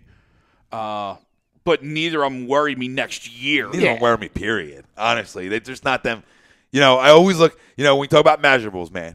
Right, there's never that measurable for winners, right? Like I know there's the charts and all these things and the things guys look at, but there's never like, I'm looking for a winner, man. Deshaun Watson won, Carson, even though at a smaller level, won. Where's that measurable for winners? And that's what I don't see a lot of times in this QB process. And sometimes it's fine.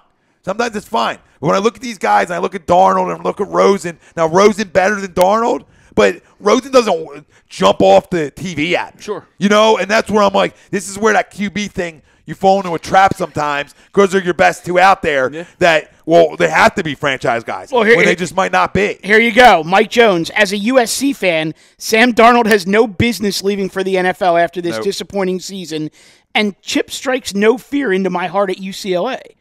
Ooh, big ballsy words from Mike Jones. I like it. Mike, you better start getting worked out. Wait till he steals a couple recruits. Yeah, you better start getting worked out. Wait till we drop 74 on you. He's not recruiting in Eugene, Oregon anymore. He's sunny LA. He's on freaking Sunset Boulevard, right? I mean, he's in a good spot. Hollywood. I just wonder if his quote unquote act will play in LA. Granted, winning a lot of football games will make anything tolerable. This goes right into Bob Hartman, and I said this from day one. Chip played all of us. Listen to his pressers. You can't help but fall for him. I don't regret Chip at all, though. No. And the one presser after the draft, the Zach Ertz draft, when he talked about Zach Ertz, and he talked about big guys, small guys, and this, that, and the third. You fell. You said, he's so smart. Yeah. I've been thinking that Don't big guys beat up small guys. It's like everybody swooned. It's like, woo! And you had the Monday Night Massacre, and from day one, it was a love affair. But what I always said about curses, okay, or droughts, they always end when you don't expect them to end, okay? And that was off to too good of a party. Yeah. Okay? Right? Doug didn't get off to that party. There was the grind. There was the learning curves for him and the quarterback. It didn't get all smooth sailing. Okay? And, you can look at the Cubs in baseball. They were down 3-1 in that series. Mm-hmm. So, yes, they were the best team in baseball. But at one point, you said, well, this is over. Yeah. Right? And it came down back. to a couple Red final Sox outs. Yeah. Down 3-0 right before the series to even get there. And the Eagles team that, a team that wasn't good last year, close, young, nobody expected them to be here. So this is when these kinds of things end. Sure. So I'm just listen. I guarantee it earlier. I chimed in on the fix. I'm guaranteeing Broad. I am putting Broad. I'm stamping Broad. I've seen enough. And now you got a war still left. You got a war still on the table left. But I know who this football team is, and there isn't a team out there besides going to Minnesota that scared me. I'm not even scared to go to New Orleans. I'm not scared to go there. Cushy dome, average defense at best. That doesn't scare me. But here's the thing. Minnesota does. Well, hold on a second, though. Cushy dome. Back up a step, because if they I don't know what step I was on. Well, you're saying Broad. That's what you're on. You're on the sidewalk. You're not afraid to go to New Orleans. You are afraid to go to Minnesota. But here's the thing. It's a goddamn 10-1 football team. I know. They handle their business from here on out. They don't go anywhere. You come to us. No, exactly. You come to our house. Exactly. And you get your ass kicked. And then you go home. I love that because he'll be there too, so he can say that. You're coming to our house because it is this house. It pays a lot of money. I'll I'll be cold. I'll be drinking beer. And I'll be cursing. And it'll be great. I said this to Ryan. I said, Mike's. I just want to go. I was excited to go see him at tailgate because I just know he gets down. Yeah. Like I was so excited to go see him. Like where you at? Like he rolls up. I'm in front of the grill. Yeah, he's got the pulled pork mac and cheese, and there wasn't Holton cheese either, which I love. Put the cheese. Oh, so good, so good. Some tomato the guy pie. got me had 2 beers. I don't drink beer anymore. I don't do it. It's like win in row. Yeah, win in row. But no, dude, he does it right. Guy does it right over there at their tailgate. Had the little tent going with the heater inside. It was a good day. David Satterwhite, I love this show. Thanks, David. Thanks, David. And Vinny Masson, the Darnold, and Rosen agree time neither are anywhere near Wentz. And sure. There's no question. We all knew that. You can grade him a little higher than whatever. I just don't fall in love with the average quarterback now everybody's got to jump up and try to get. It's Cleveland Brown material. If anybody wants to know, or if they feel like there's anything left that they need to know about 11, his senior year of college, he broke his arm. Missed, 4 or 5 games? He comes back for the national title game for the 1AA because there was just no way that he was missing a championship game. Winners. And then what happens? They're late in the game. They need a score. He's got a broken arm, but he says, you know what? I'm keeping this one. Yeah. The little whoop, read option and around the end and a stiff arm and ba-bang into the end zone, and there's your national championship from a guy with a broken arm. There's something to be said from a guy who has to work to get to every level he's been at. Not saying that guys that are handed it don't work out. I'm not saying that because some guys are token and they make it. I mean, Brady Quinn was a token boy. Yeah. Okay, I mean you couldn't miss on Brady Quinn. You couldn't miss on Matt Barkley. I mean, these were other guys that were talented going into college that were can't-miss guys and a lot of misses. Yeah. Okay? But this is a great one by Justin Del Falco, and we had to read this. This is phenomenal. Fellas, need a little help. Got to go to my wife's work Christmas party when we play the Giants. Is it worth sleeping on the couch for a week by putting in my wireless earbuds at the party? Help me out. FYI, she told me like 2 minutes ago. It's the Giants, and they're in tank mode. Are you real? Like, I understand the excitement to sleep on the couch. Don't listen to him. Get the earbuds in. Sleep on the couch. It's the price you pay to keep the ball rolling. The price you pay, Justin. Sleep on the couch. I was going to end Don't there. miss any. I was going to end maybe there. You Thank would you have. very Don't much. miss any part of this season. Don't you miss any part of this ride. Don't wait. Put him in. And a wife's Christmas party. How much is she high up on the food chain at work, or does she need you there to maybe slide up the food chain? So we need to know the factors. Well, can you skip it? Can I interject? Because I've actually done this before several years ago. I know you would. I've actually had the situation come up where there has been a function that happened on a Sunday late in the season, right before the holidays, and to their credit, they made sure that the function was scheduled when the Eagles were on the road because they knew that there were people in attendance who had season tickets and went to games. My question for Justin would be, is there a way that you could find out from your wife? Are there other Eagles fans in attendance that you could conceivably hang with at this party, maybe have a little NFL streaming on the cell phones, a little earbud in, so you're socializing with your wife's colleagues and you're being the good husband, but you're achieving two things at the same time. And you're being the champ of the party. And you are being the champ of the party. That's what I'm talking about. Worst case, one earbud in, one out. And when you start talking to people, be sorry for the one earbud.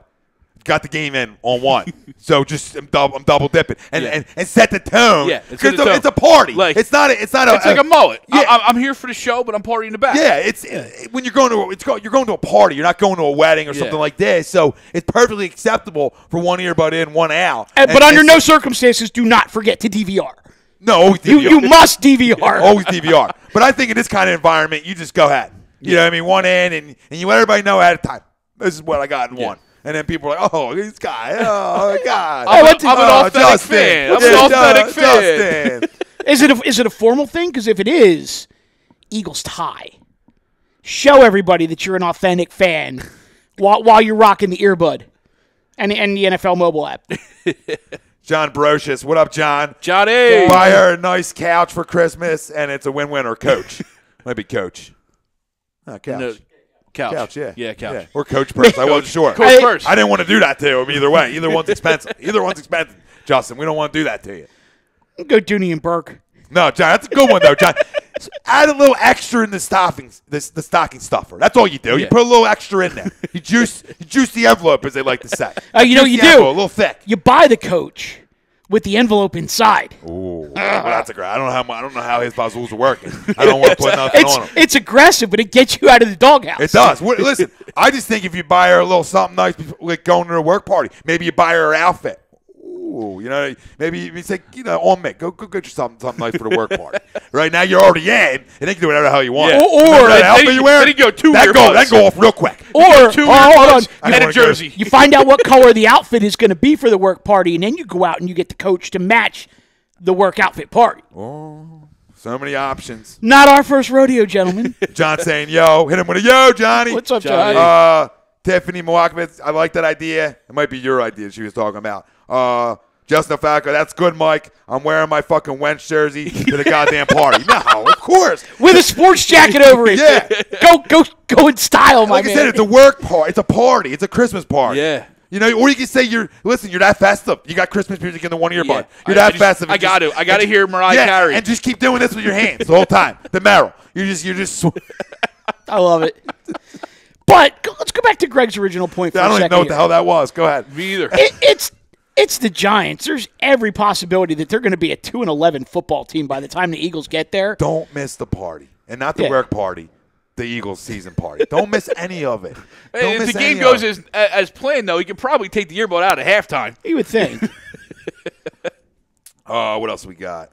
He said, I appreciate it, fellas. Tiffany Milwaukee, what's your guys' thoughts that the Eagles and Vikings playing the championship? Total separation in that household. In the household. You got half my family's in Minnesota. Is it? Yeah. Oh, that's great. Half my family's in Minnesota. Guess what, though? That game will be here. Yeah. Yeah. No, it will be. And then the next game would be back at their place. Right. And then they could go back home somehow. So, no, yeah, my half my family split. Half of them are up in Minnesota. No, I think that's the matchup that and my secondary Minnesota NFC team. Yeah, my secondary NFC team has always been the Vikings, just because of the family. Listen, there's a collision course. Oh, there is. And the two big boys of the NFC, in my opinion, are coming for each other. Right? The two best defenses in the NFC are coming for each other. You need some pop? and maybe the best defense in all football in the Minnesota Vikings. Listen to some Purple Rain up in there. I know our defense is right there. And that's not a rip either. No. It's one of my top 5 favorite albums of all time. Vinny Madison Wentz jersey with the pullover Eagles starter jacket and the Eagles Zuba pants. That's how you do it. That's how you finish it. You guys we had 2 Zuba sightings at the tailgate on Sunday. It was hilarious. I love them. I used to rock them all the time when you talk about. Why am I not surprised? 89, Why am I not surprised? 89, 90. I was lining up like Jerome in front of the TV with the. Did you have a fanny pack too?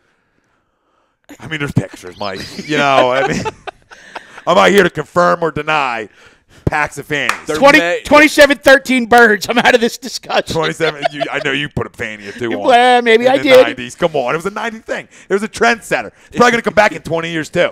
Everybody's going to be wearing Actually, them you know what? I wasn't. They're already back. They're called Merces. I wasn't a fanny pack guy. I was a. I was a roll the jeans with the Argyle socks guy. Oh, Jesus. My mom probably did that for me. I don't even realize it. That's real old school. That is old school. What do you got on the tube? Anything on the tube? Khalid at least Chip drafted Hicks. Okay. And Jonathan Griffin. Chip would have cut Clement. Jacob Boss. Chip would have cut Wentz. LOL. I knew some go was coming. Sanchez is my guy. Jonathan Griffin. Contract the virus and stay home. I think he's talking about that. Justin. Right in the morning. Oh, babe. Sorry, hon. And we got somebody dropping a political statement out there that I will not read. We don't do political statements politics. Here. Sports, Daddy. No, I was like, 1 second, I'll take care of it. Yeah, if it's aggressive, don't mind me. take it down. Don't mind me. If it's aggressive, take it down. So I'm going to ask you guys a question. I had my options. McCoy, Foles, Leo. I got Ricky Waters. I got like an old like Jerome and Reggie that probably wouldn't even fit properly. But I went Lido. I went Lido to the game. I went with the Lido jersey. I love Lido. That's not a violation at all. Any one of them corners. Would the Jerome or Reggie would have been of like a crop top? Like it wouldn't have been enough. Yeah, it would have been Zeke-ish. It would. I would have been the fat Zeke in the other. Because that was my vote. I would have been the O-line guy. The O-line Zeke. I had appreciation for the Lido jersey. And I think you may have been one of maybe 2 that was actually in the stadium that day, which gives you mad props for originality. So I'm good with the Lido jersey. Yeah, I'm good with the Lido. I mean, because the other two that one's better. The other two that fit are still playing, and you're not wearing a Foles jersey. No, because I'm not going to wish that upon us. Right. I'm not putting that. And you're not wearing a team from a guy from another team. No, you don't wear an active guy. Right now, he's a scumbag anyway. Yeah. Until he retires, and he's like, oh, yeah, you remember Shady? Like, he's the greatest. You know what I mean? Yeah. But you remember the scumbag things. Like, Lito never got in trouble. Right. Did it right. Was a ball hawk. Yep. Always found his way to the house. Any one of them guys has a great theme song. Yeah, great theme song. So I think any of them guys, Bobby, Troy, any of them groups that group before Sheldon. You guys know I went to high school with Troy, right? Did you? Yeah. Nice. Played ball with him. It's a little known fact that he actually had a scholarship offer from John Chaney to play basketball at Temple, and chose to go to Wisconsin for football. Good choice. Good choice. Yeah. Good choice. And that's tough to turn down, John. It's tough. Especially back in that time. It's almost like turn down Bill. It is, yeah. You know what I'm talking about? Cosby. Yeah. It's almost. I thought you were going GOAT. I'm staying in Temple. I'm staying in Temple. Well done. Both hard to turn down. Yeah. In their primes. Especially with a little extra. No, but it is hard to turn down, John. But you know what you hear when you hear about pro athletes and different things like going through the ranks, you always hear these kinds of things where like, oh man, Russell Wilson, got drafted to play baseball too, obviously prime, and they'll get into prime in a minute here. But you look around and a lot of these guys could have played Division I for 2, if not, I wouldn't say 3 sports, but 2 sports easy. Yeah. A lot of these guys, LeBron probably could have went and just walked on playing somewhere in football. Right, without ever playing. Yeah, just these because guys, of his body. These talents, they're just that freakish that they can play multiple sports. And then on the flip side, especially basketball and football, I feel like can go hand in hand a little bit. Look at like a guy like Jeff Samardzija, right, who turned down football to play baseball. And there's a couple guys like Smart that. move. Probably got paid more doing it that way. Definitely got paid like more. But no, you're right. There's a couple. It's insane to see some of the talent that truly comes out of these guys that are already at the highest level in one thing. Yeah. And then they're like, and then Tony Romo and Steph Curry are like scratch golfers and like legit legit scratch amateur golfers. And I'm like, get the hell out of here. You can't even do one right. Well, what's funny about the whole thing with Troy though is, so he's he's all conference, and I want to say he was like second team all state in football. He was like a second team all conference in basketball. He had Division I scholarship offers for both. He's a state champion sprinter on the track team, and track was probably his best sport. Problem is there's no money in track, so he went and played football. No, that's your John Chaney. I'll kill you. I'll kill you with my bare hands. And where's Calipari now? Bob Armour said, I always miss the hockey show. We'll be on tomorrow night, 9:30, Bobby. Hockey Happy Hour. We're doing a little bit tonight, though. A little bit. And he said, is there time to fire Hakstol? Do you believe in Hakstol? We'll talk about that. We're going to talk about that after the break. So stay with us on that, Bobby. Doug Zeke, did you price out our igloos yet? He said that earlier on and I missed it. Remember the igloos? We were talking igloos. Was that with you? No, that was when you were here. We were talking about igloos from Minnesota. Oh, yeah. Oh, yeah. Come on. Bob Hartman did say something about, I think it was him, about Deion reaching out to Wentz and Wentz not getting back to him. And I just want to tell you guys this. This happened last year, and from the second he didn't call Prime back,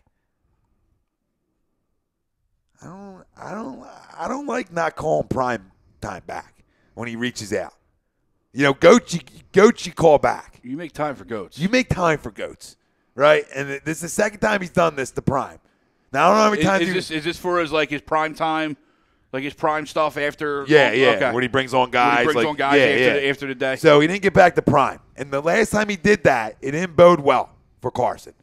So let's just, as a family, let's just both all knock on wood. As a family. God damn it, as a family. Oh, hold on a second, this is what I always knock on. I know. I know, like I knew that. Oh, yeah. Maybe the audience of one is bigger than Prime. But Prime is part of that audience of one if you really want to get deep into it. Listen, you can't be bigger than Prime. Nobody's bigger than Prime. I feel like I just talked about Prime. Audience of one is bigger than Prime. Audience of one is bigger than everybody. Well, when he's in Canton. Yeah. Well. Ismail Rodriguez, 30-10 Eagles, player of the game at Jahi, and LRB will play Sunday ? You might see a little bit. I think you will, actually. I think you will. I think this is time where you're going to get a chance to see him. Vinny Maston, Elway drafted high by the Yankees. This is another name. Yep. A guys who have double dip with both. But no, I just thought that was funny. Like the last time he didn't call Prime back, we got bad juju. I don't like not calling goats back. All right. So Jimmy Chonga, is the Vikings offense something to fear? Are the Rams a team with a ferocious defense? Didn't the Aints let the RIP Skins drop 31 on this supposed 2009 remake? My point is, we can find many weaknesses and an obvious strength on all of these top NFC teams. What weaknesses do the Eagles have, and do you really think that this is a team that only has one strength? Well, do the Vikings have a weakness? Because I don't think they do. Because maybe I missed 2 Pro Bowl caliber wide receivers. Yeah, a guy who's essentially their third-string quarterback coming into the year. They don't run the ball well. Balling out. Okay, maybe they don't run the ball as well as they should, but I think they're still dangerous enough on offense. I wouldn't call it. Now, when you look at their defense, you compare it to their offense, sure, it's a weaker of the two. Well, but they're tough, man. I mean, they have, like you said, they have two Pro Bowl caliber wide receivers. And by the way, in case you didn't know, Case Keenum has huge balls. I mean, Mike Zimmer told us himself. Mike so, what are you going to do? I think people look on that and say, oh, it's only Case Keenum. Their offense is weak. But they get the job done. Oh, yeah. They, like you said, he's not afraid to sling it. They might not have the greatest running game without losing Dalvin Cook. Right. Imagine how good they'd be if Dalvin Cook wasn't hurt. Wow, yeah. I mean, you're talking about a battle. Well, this is the first, and it still is a battle. It's the first week that Case Keenum actually put a suit on. Yeah, like he was going to finish the game. I actually liked him staying with the relaxed look. But you look at Thielen, who's a 1,000-yard receiver already this season. That's an extension of the run, and you saw that on Thanksgiving when he was running these 3, 4, 5-yard, patterns and just getting the ball and going. Here's a good one by Vinny. Vikings have given up 30+ in 4 games this season. But my question to you is, where were them games? Because my issue isn't seeing Minnesota here. My issue is what I seen them do on that turf to the Rams. Yeah. And when I saw them doing the turf to the Rams, was like, ooh. It almost made you think less of the Rams, even though you shouldn't. You shouldn't because that's just credit to how good that D can be at home. So I'm curious to know, like, Was it 3 or 4 on the road they did that? Or was it a split? So, Vin, get back to us. I mean, and this is brought to you by StreamSmart.com. Vinny, drop the StreamSmart link in there. Use the A2D promo code. But I mean, realistically, if we need to know what kind of team the Eagles are going to be on the road, on turf, against the tough defense, we'll find out this week. This week, yeah. No, we will find out this week. So let's hit a break, and we'll come back on the other side. We got Sixers to talk about. Do we want to do predictions real fast before we get the break, or we do it right after the break? Make the people come back. All right, cool. And then we can make them do their prediction, chance to win a Visa gift card. But I tell everybody every time, you screenshot it, send me it over if you got it right. That's all. I'm not searching through this all night and looking at everybody's predictions. So you got to police yourselves in this gig. Tom, Mike, AM, in the PM. A2DRadio.com. We'll come back. Sixers meeting expectations. Another win tonight. We'll talk about that. On pace for 45 before a win tonight. And Hakstol must go. Another question. Getting to them two things. Eagles, all that, much more on the other side. We'll be right back.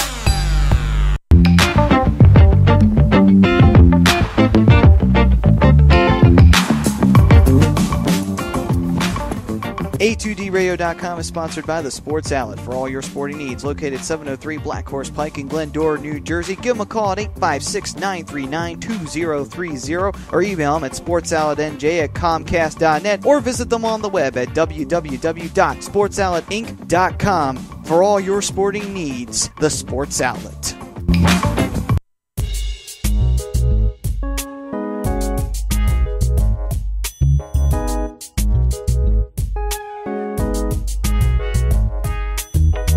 Tom and Mike, AM in the PM, is brought to you by Gibson Mayer, LLC, Certified Public Accountants. Gibson Mayer, located in Yardley, PA, is a leading accounting and business consulting firm with a proven track record of handling critical issues with expertise across many different industries, including construction, distribution, hospitality, manufacturing, real estate, service trades, merchandising, professional services, and professional athletes. Give them a call at 215-369-3300. That's 215-369-3300. Your initial consultation is always free, and if you tell them that Mike from Tom and Mike AM in the PM sent you, you'll receive 15% off all income tax services completed by February 15th. That's Gibson Mayer, LLC, Certified Public Accountants, 215-369-3300, or visit them on the web at www.gibsonmayer.com. That's www.gibsonmayer.com.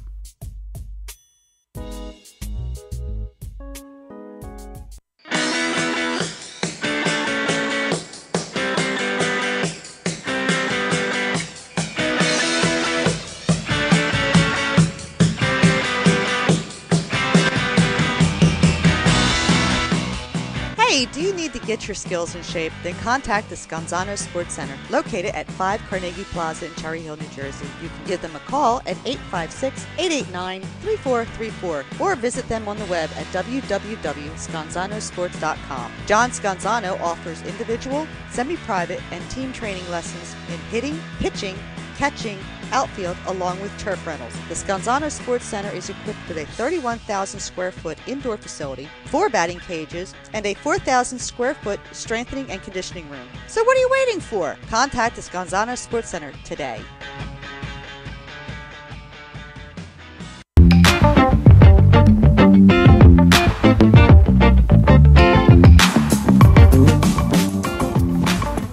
A2DRadio.com is sponsored by the Sports Outlet for all your sporting needs. Located 703 Black Horse Pike in Glendora, New Jersey. Give them a call at 856-939-2030 or email them at sportsoutletnj@comcast.net or visit them on the web at www.sportsoutletinc.com for all your sporting needs. The Sports Outlet.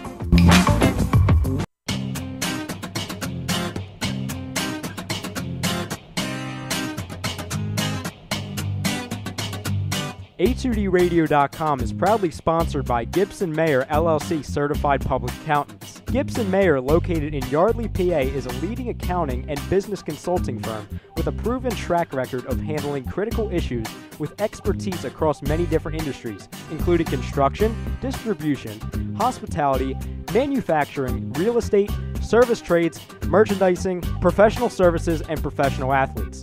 Give them a call at 215-369-3300. That's 215-369-3300. Your initial consultation is always free, and if you tell them that Tom and Mike from AM and the PM sent you, you'll receive 15% off all income tax services completed by February 15th. That's Gibson Mayer LLC Certified Public Accountants, 215-369-3300, or visit them on the web at www.gibsonmayer.com. That's gibsonmayer.com.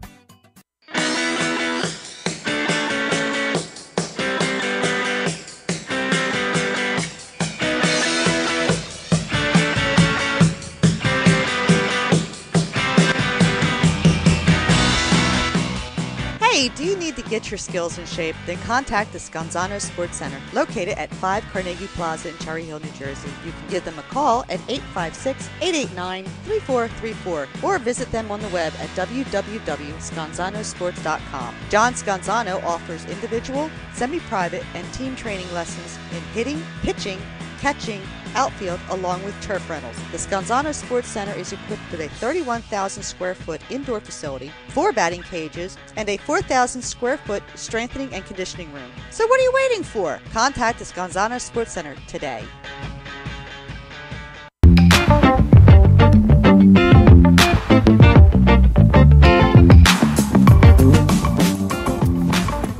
A2DRadio.com is sponsored by the Sports Outlet for all your sporting needs. Located 703 Black Horse Pike in Glendora, New Jersey. Give them a call at 856-939-2030 or email them at sportsoutletnj@comcast.net or visit them on the web at www.sportsoutletinc.com for all your sporting needs. The Sports Outlet.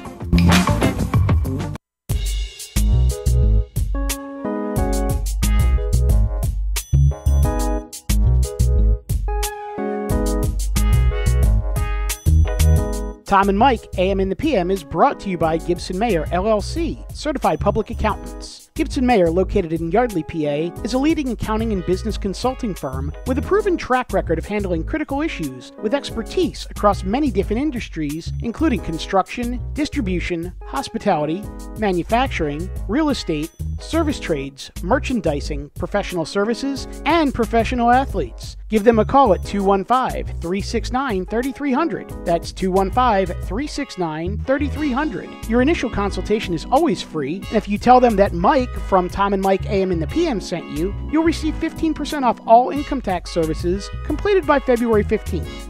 That's Gibson Mayer, LLC, Certified Public Accountants, 215-369-3300, or visit them on the web at www.gibsonmayer.com. That's www.gibsonmayer.com.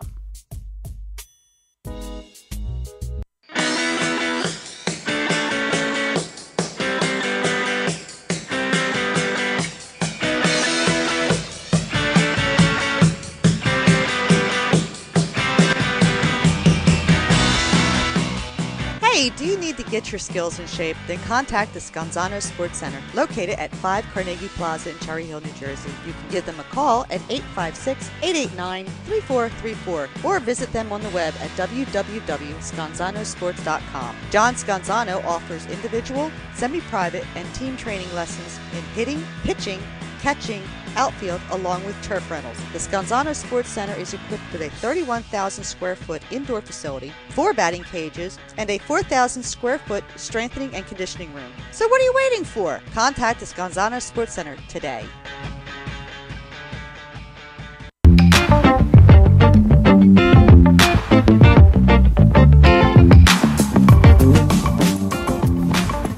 A2DRadio.com is sponsored by the Sports Outlet for all your sporting needs. Located 703 Black Horse Pike in Glendora, New Jersey. Give them a call at 856-939-2030 or email them at sportsoutletnj@comcast.net or visit them on the web at www.sportsoutletinc.com for all your sporting needs. The Sports Outlet.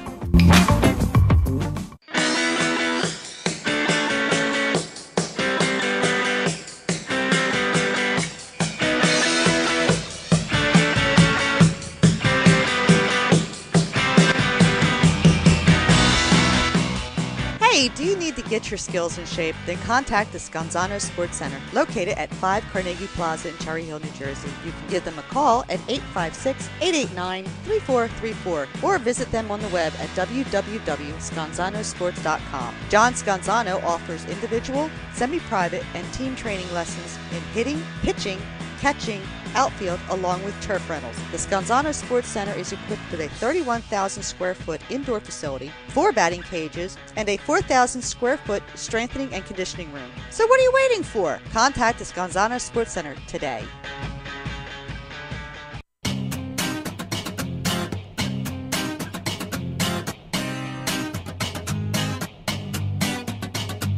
A2DRadio.com is proudly sponsored by Gibson Mayer LLC Certified Public Accountants. Gibson Mayer, located in Yardley, PA, is a leading accounting and business consulting firm with a proven track record of handling critical issues with expertise across many different industries, including construction, distribution, hospitality, manufacturing, real estate, service trades, merchandising, professional services, and professional athletes.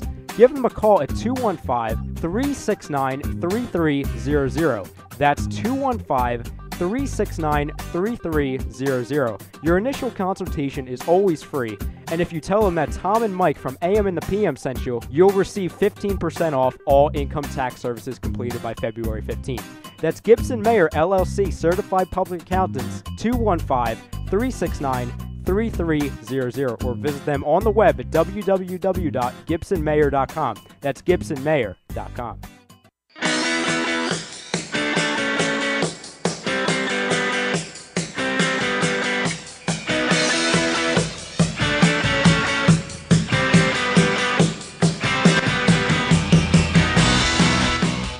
Hey, do you need to get your skills in shape? Then contact the Scanzano Sports Center, located at 5 Carnegie Plaza in Cherry Hill, New Jersey. You can give them a call at 856-889-3434 or visit them on the web at www.scanzanosports.com. John Scanzano offers individual, semi-private, and team training lessons in hitting, pitching, catching, outfield, along with turf rentals. The Scanzano Sports Center is equipped with a 31,000 square foot indoor facility, 4 batting cages, and a 4,000 square foot strengthening and conditioning room. So what are you waiting for? Contact the Scanzano Sports Center today.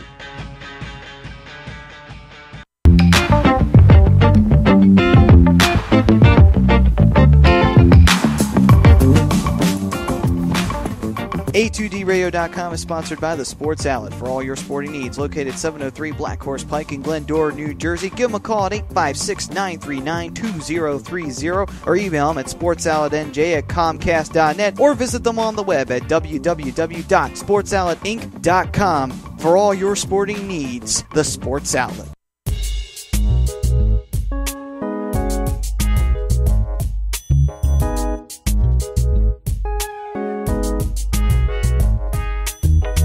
Tom and Mike, AM and the PM, is brought to you by Gibson Mayer, LLC, Certified Public Accountants. Gibson Mayer, located in Yardley, PA, is a leading accounting and business consulting firm with a proven track record of handling critical issues with expertise across many different industries, including construction, distribution, hospitality, manufacturing, real estate, service trades, merchandising, professional services, and professional athletes. Give them a call at 215-369-3300. That's 215-369-3300. Your initial consultation is always free, and if you tell them that Mike from Tom and Mike AM in the PM sent you, you'll receive 15% off all income tax services completed by February 15th. That's Gibson Mayer, LLC, Certified Public Accountants, 215-369-3300, or visit them on the web at www.gibsonmayer.com. That's www.gibsonmayer.com.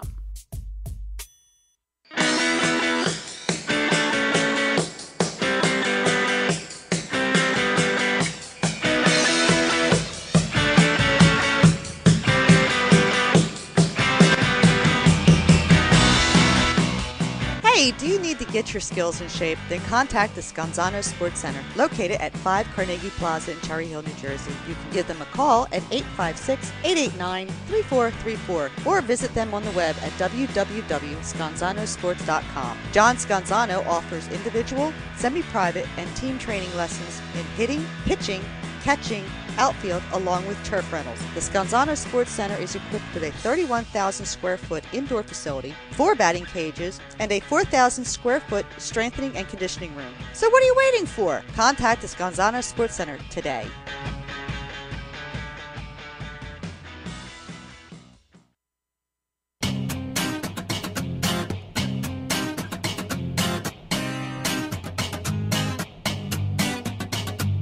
A2DRadio.com is proudly sponsored by Gibson Mayer, LLC Certified Public Accountants. Gibson Mayer, located in Yardley, PA, is a leading accounting and business consulting firm with a proven track record of handling critical issues with expertise across many different industries, including construction, distribution, hospitality, manufacturing, real estate, service trades, merchandising, professional services, and professional athletes. Give them a call at 215-369-3300. That's 215-369-3300. Your initial consultation is always free, and if you tell them that Tom and Mike from AM and the PM sent you, you'll receive 15% off all income tax services completed by February 15th. That's Gibson Mayer, LLC Certified Public Accountants, 215-369-3300. or visit them on the web at www.gibsonmayer.com. That's gibsonmayer.com.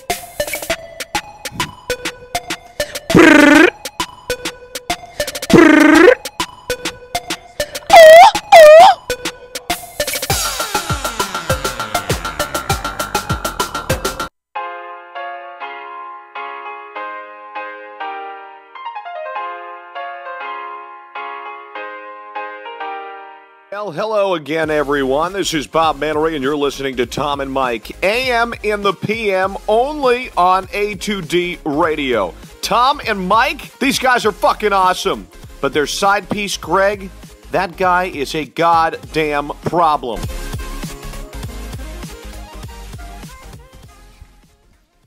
We're back, Tom. Mike AM in the PM. A2DRadio.com, live from the BMW of Atlantic City Studios. BMW of Atlantic City, off exit 17 of the Parkway. Find them online, BMWAtlanticCity.com. Every Wednesday night, though, we're brought to you by our certified public accountant. Make them yours. Find them on the web, GibsonMayer.com. 3 years now for Jimmy. Finally met him, too. And Hinky, we trust. You trust our process. So we start off our poll question, just to let you know, if you don't know who we are, we'll run through it again. But at this point, you listen to Bob tell you who we are, but we'll do it too. Tom Renone, Michael Mataraki, Greg Mwakovic, Ryan Brodo on the ones and twos tonight. Rob Povey, his birthday. Happy birthday, Happy birthday, Pove. Rob. Give you a little Pove birthday love. We'll get to all your comments, questions, Eagles related. We're going to move on, but we'll touch on the poll one more time for the people. Which member of the Seahawks should the Eagles be most concerned about this Sunday night? Russell Wilson, Jimmy Graham, Earl Thomas, Bobby Wagner. Let us know. Facebook, Twitter, Instagram, YouTube. A2D Radio is where you can find us. That's brought to you by Scanzano Sports. Find them on the web, scanzanosports.com. We'll go over our score prediction, player of the game now, and give us yours. Screenshot it. Chance to win a Visa gift card from me to you. Merry Christmas. You stocking stuff that bitch and give it to somebody else. And I just bought a Christmas present for you. So, go ahead, Mr. Mataraki. Score, player of the game. Score 20. Give me offense and defense. Sorry. Give me offense and defense player of the game. I like that better. Score 27-13. Offensive player Alshon Jeffrey, who, in my fantasy world, absolutely makes Byron Maxwell his bitch on Sunday night and gives all the Eagles fans something to really cheer about. Two touchdowns for Alshon. Imagine if Byron Maxwell had like a day. That's the Eagles. I'm not even going there. I'm not even going there. Defensive side. Ron Darby, late interception to seal it. Darbs. And so you got, you know what, that's going to say a lot and show us a lot about this football team when you talk about going into Seattle. And yes, are they an offensive juggernaut? No. But they seem to always put points up on the board. Russell seems to always put points up. They make them big plays. He scrambles around, makes the throw the ball when they find ways to put points up. The fact that he got him giving up 13 says a lot about this defense and travel into Seattle Sunday night. And that's what you should expect from this defense. They should be able to contain him. Now, I feel like Russell's always had his number against us a little bit. But this defense, he's never seen a defense from the Philadelphia Eagles built like this one. So it's going to be fun. Greg? But that tells me a lot, though. 13 tells me a lot about where your head's at, and I freaking love it. I'm going the other side here. And well, hold on, Greg. I don't mean to interrupt you, but here's the problem. I can't remember the last time his team gave up a touchdown. So, please continue. No, it's fine. I hope I'm wrong on this, but I see this West Coast trip. You're going 1-1. Okay. And I would like to see them beat the Rams. I just think beating the Rams, to me, says more. I don't know if that makes any sense or not, but in a soccer stadium. So I'm going 28-24 Seattle. I think Russell comes in and gets the touchdown at the end. What was the score again? 28-24. So I think the Birds are winning 24-21. Russell gets a last shot, takes him down. So my offensive player of the game is obviously going to be Russell Wilson, and my defense is going to be Earl Thomas. I hope I'm wrong. Go the hell back to Florida. I will. Piece of shit. You're a problem. But, honestly. But realize, every time I picked against them, I've been wrong except for the Chiefs game. And that's fine. No, and I like you taking one for the team. I like your style. All right, you can stay. I look at it like this. Like, why do they have to be one-on-one? You know what I'm saying? No. You're right. Everything every expectation or anything we put on this team, they've exceeded. Mm-hmm. So, for me to say, they're going to go 1-1 in this, in these back-to-back West Coast games. Well, why? We've gotten everything more out of this, more than we can expect out of this team. And I think winning in Seattle, because that environment's still there, it's still built to be a place where teams don't go and win, is bigger than going to a soccer stadium and beating the Rams right now. Well, I think the Rams are a better team, and that's where I was going. No, they are. Not necessarily the environment. They are a better team. I just think winning in this environment does a lot more. Agreed. And saying about this football team, but even if they did lose this football game and came back and beat the Rams, that says a lot about this football team too. But they have a lot to play for right now. Sure. Home field, and that's what you're shooting for. They've been a weekend, 1 week at a time type team. I think they go and handle business. I still respect Seattle's defense, so I'll say 24-10 because I think I'm with Mike. I think this defense travels, man. They are. If they are who we think they are. And everything we've seen up until this point, how dominant they've been. Offense might get off to a slow start. Defense hasn't. This defense week in, week out has showed up, okay? After maybe the first, let's say, maybe 3 weeks-ish. They've been there, I don't see anything changing. I think they look at these opportunities in these kind of environments, and I think they pick up their game Sunday. I don't disagree. Offensive player of the game. Go ahead. What do you got? No, go ahead. Finish it out. Offensive player of the game, Nelson. Just because they're so depleted in their secondary. Mm-hmm. I don't see who covers him as their slot guy and they're going to hold up well. So I'm going to stay with my guy that I always take, Nelson. And defensively, I would like to give it to the whole D line because I think they got to play. But I'm going to go Derek Barnett. I'm going to go to Kid. Nice. He's playing good football. Yes. And this is a game that sets up well for him with a quarterback who likes to move. So I got some predictions rolling in here on YouTube, and I'm going to tell you guys, screenshot. Anyway, here we go. TTB Baldwin, 27-21 Birds, offensive player Jeffrey. He cooks against the weakened secondary. Defensive player of the game, Kendricks, with multiple hits on Wilson. Not bad. I was actually thinking that one, too. That's a great one because you're thinking spy, like a pseudo-spy. Yeah. Pootie Tang, 35-14 Eagles. Game name. MVP, Mr. Steal Your Girl, a.k.a. Big Fletcher Cox. Oh. Steal your girl. 2+ sacks. Interesting. Jonathan Griffin, third game with no touchdowns allowed. Wow. Bold. 31-6. Wentz pulled 6 minutes left in the fourth. I like it. Wow. Big balls Chip, meet big balls Jonathan Griffin. Yeah, every week that I go wow to the blowouts and the this, that, and the third, every week I'm like, oh, man. And it happens. Yeah. So I'll go wow again. Jimmy Chonga, 31-14. Dark Horse Rookie of the Year candidate Corey Clement will be the offensive player of the game. Jalen Mills, defensive player of the game. Well, it was a vote for the Goblin. I like it. I love it. Jonathan Griffin chimes back in, I don't give a shit who the Eagles play. They haven't shown me a reason to think they won't blow any team out. No, Nobody's going to sit here and disagree with that one. You're right on that. Right? I think 24-10 is a statement. Yeah. I think would you have 24-13? I had 27-13. 27-13 the line's 5.5, so I think if you're winning and you're covering, that's a statement. Yeah. No question. In that building. Well, Vegas is telling you everything you know about what they think of this football team. Mm-hmm. When you're going to Seattle, I don't care. You still have Russell Wilson, the quarterback. You're going to Seattle and you're giving them 5.5, 6. That says a lot to me about how Vegas feels, and they're in the business of making money. I'm not saying this week, but I'm just saying moving forward with this football team. This team's scary. So any prediction that you have blowout out there doesn't surprise me, but you have a football team that's fighting to be in the playoffs in Seattle, a ton to play for. Not that the Eagles don't.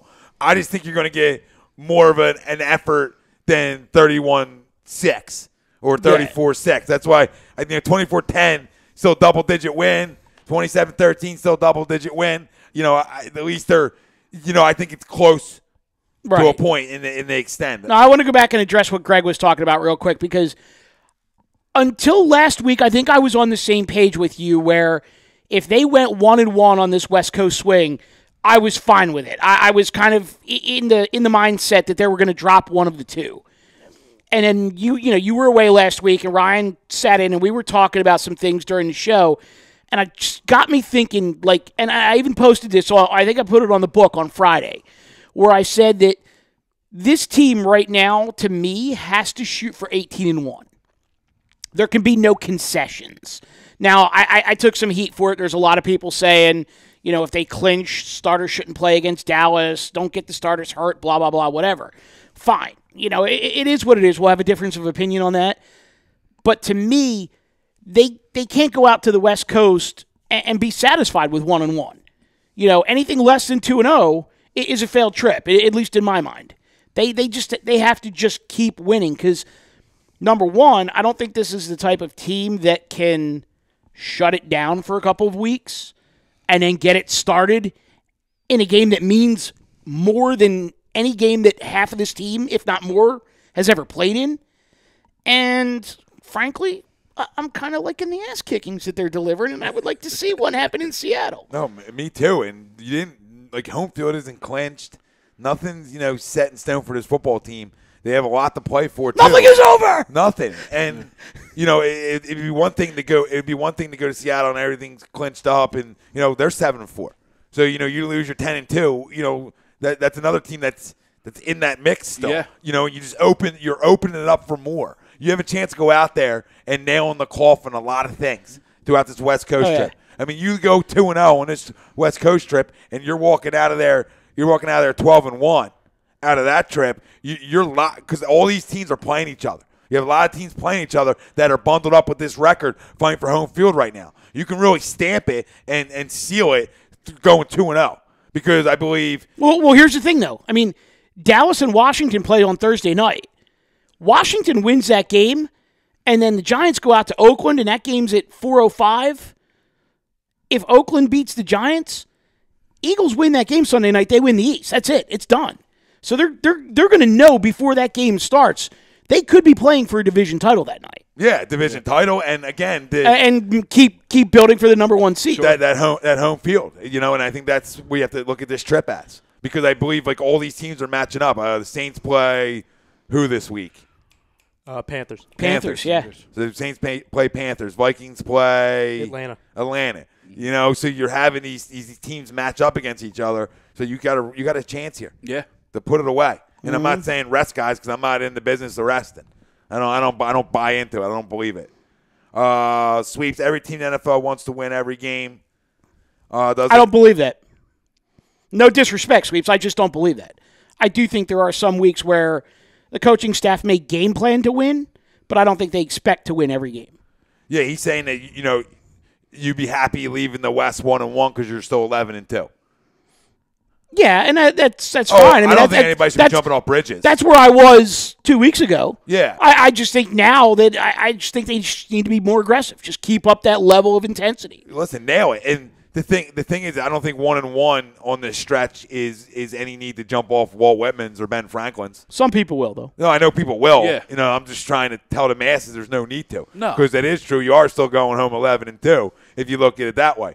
But, going home, like I said, going home 12-1 can really stamp that home field because that's what it's about. We say, I don't want to go to Minnesota. I don't want to go the places where I've seen teams dominate at home. No. I want to be able to do it where we do. We dominate at home. But here's the thing, there's another piece of this, too, though, is that it's 2 games out west, but then they got to come back and go to New York.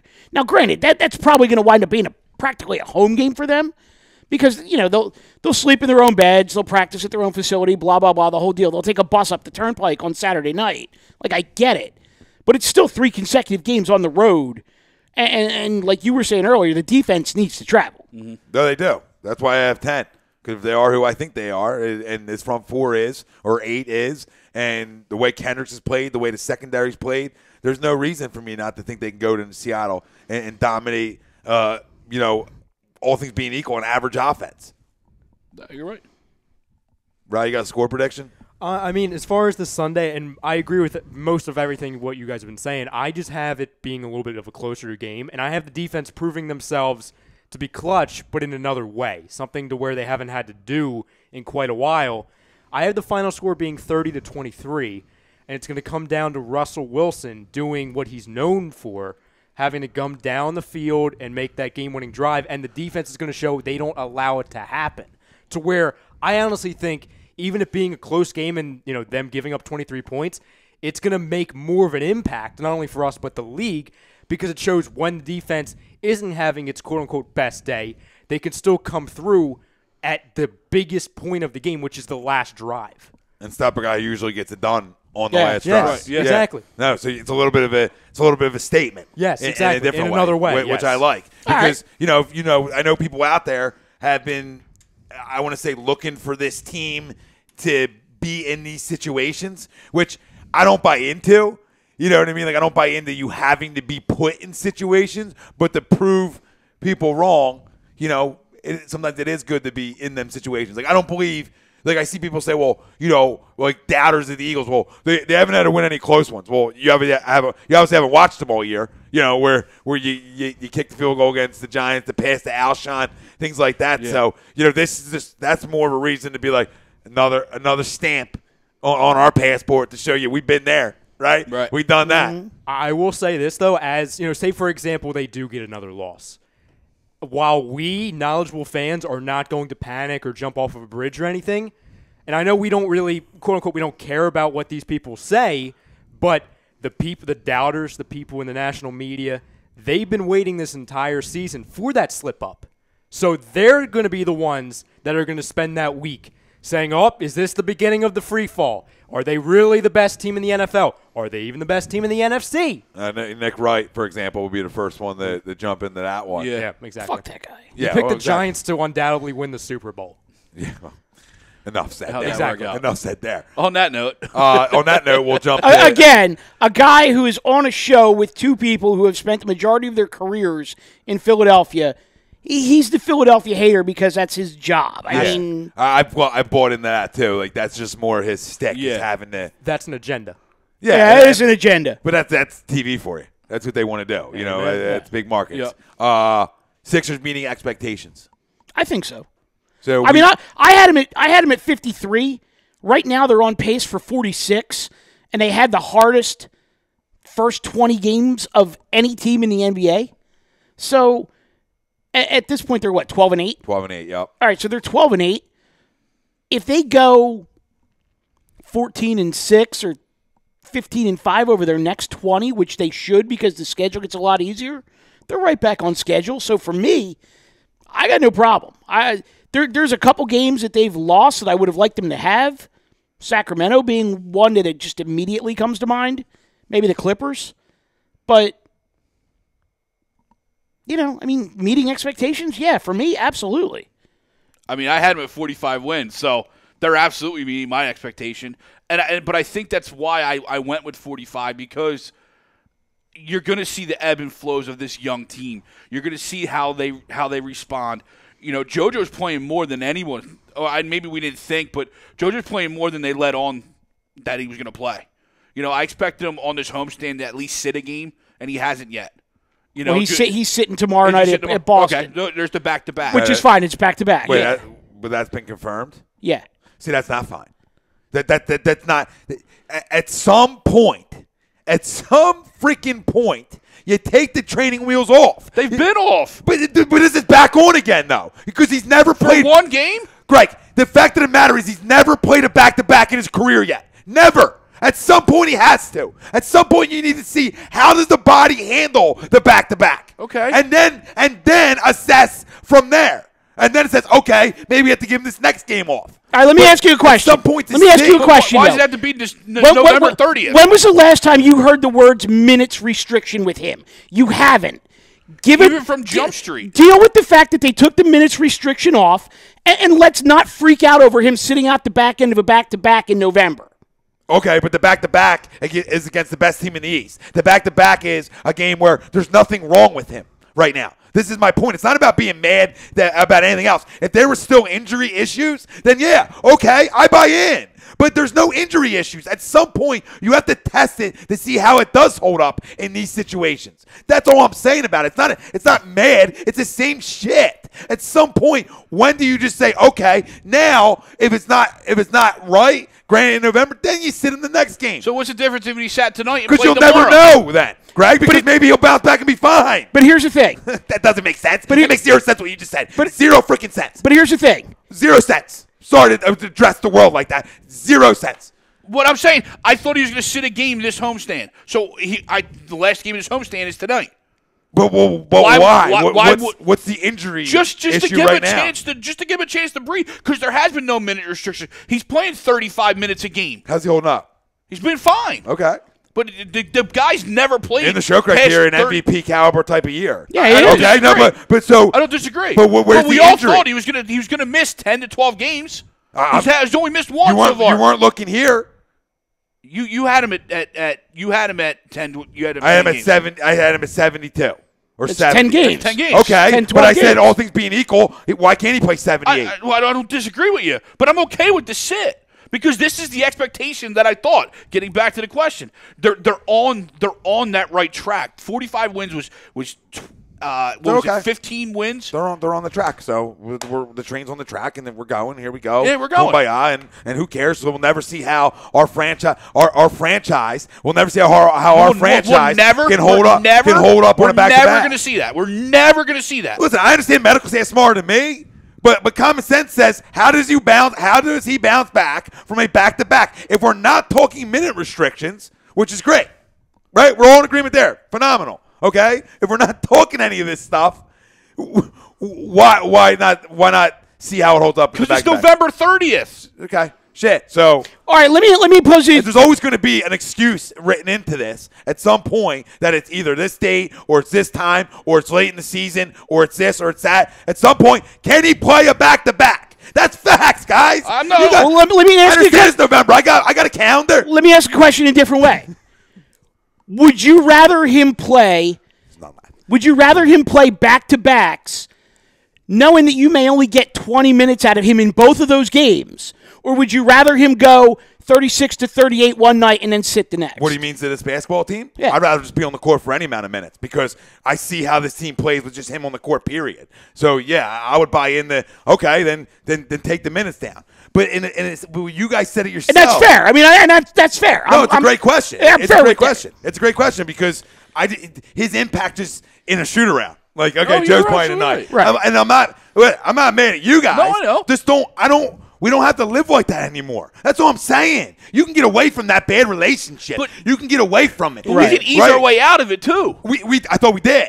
Well, there's no minutes restrictions, and that's the ease part. Listen, all I'm saying is, can we see how it handles on a back-to-back before we say, well, it's this date or this time or this point? Because when do they play after Saturday? So it's Wednesday, Thursday, Saturday. Come on, man. And they're back home on Saturday, so they're basically giving him a road game off. It's not like they're playing Friday night again. Well, because you're not going to play 3 nights in a row. This is the new NBA. Oh, tomorrow's Thursday. Tomorrow's Thursday. Yeah, no, okay. So, a day in between. TTP chimes in with an interesting point about this whole scenario that I want to address. He says, I understand not letting him play back-to-backs and giving him breathers. All great players get those breaks. With that being said, against the best team in the East, there needs to be an exception. I disagree. Because if you look at the East standings, which Tom has up in front of him right now, if you beat the Wizards, you jump them or you push them further back in the standings. If you beat Milwaukee, you push them further down. If you beat Indiana, same thing. If you beat Toronto, you jump them. If you beat Cleveland, you would have jumped them. If you beat Boston, nothing happens. Nothing happens. Right now. And I'm sorry. I understand. It's still Cleveland. I understand. It's not about Boston. I understand that a win is a win is a win. But if you have to pick a game, if somebody's twisting your arm to pick a game to sit them, you pick the game that you have the least chance to win. You don't waste minutes. I don't know. Or you set a tone. Hey, we're here. You let them know. I think we have set a tone. No, I'm not saying we didn't. I'm playing the other side of it. Then you set a tone to Boston. And either way, you can any way you slice it. I don't care who the opponent is tomorrow night. I just care that he's never played in one. And at some point, and why not early on into it, where he hasn't had restrictions, his body is up to par, even though he jokes around about it being 81% or 69% to take a shot to Jalen, right? But let's just see it, because maybe it doesn't hold up well in a way, not in an injury way. But what maybe, if there is a nag that we just don't know about? Because I heard there was reports he was supposed to sit tonight. Well, he had a cold.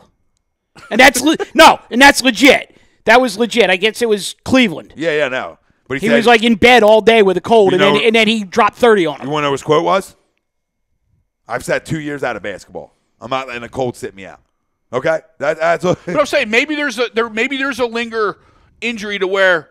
All right, stop. There isn't though. But I'm saying maybe we don't know about it. Maybe that's something that's in there. It's just it's sore. You know what I mean? Not an injury, but hey, something's sore. Like Ben said out with the arm injury to one night.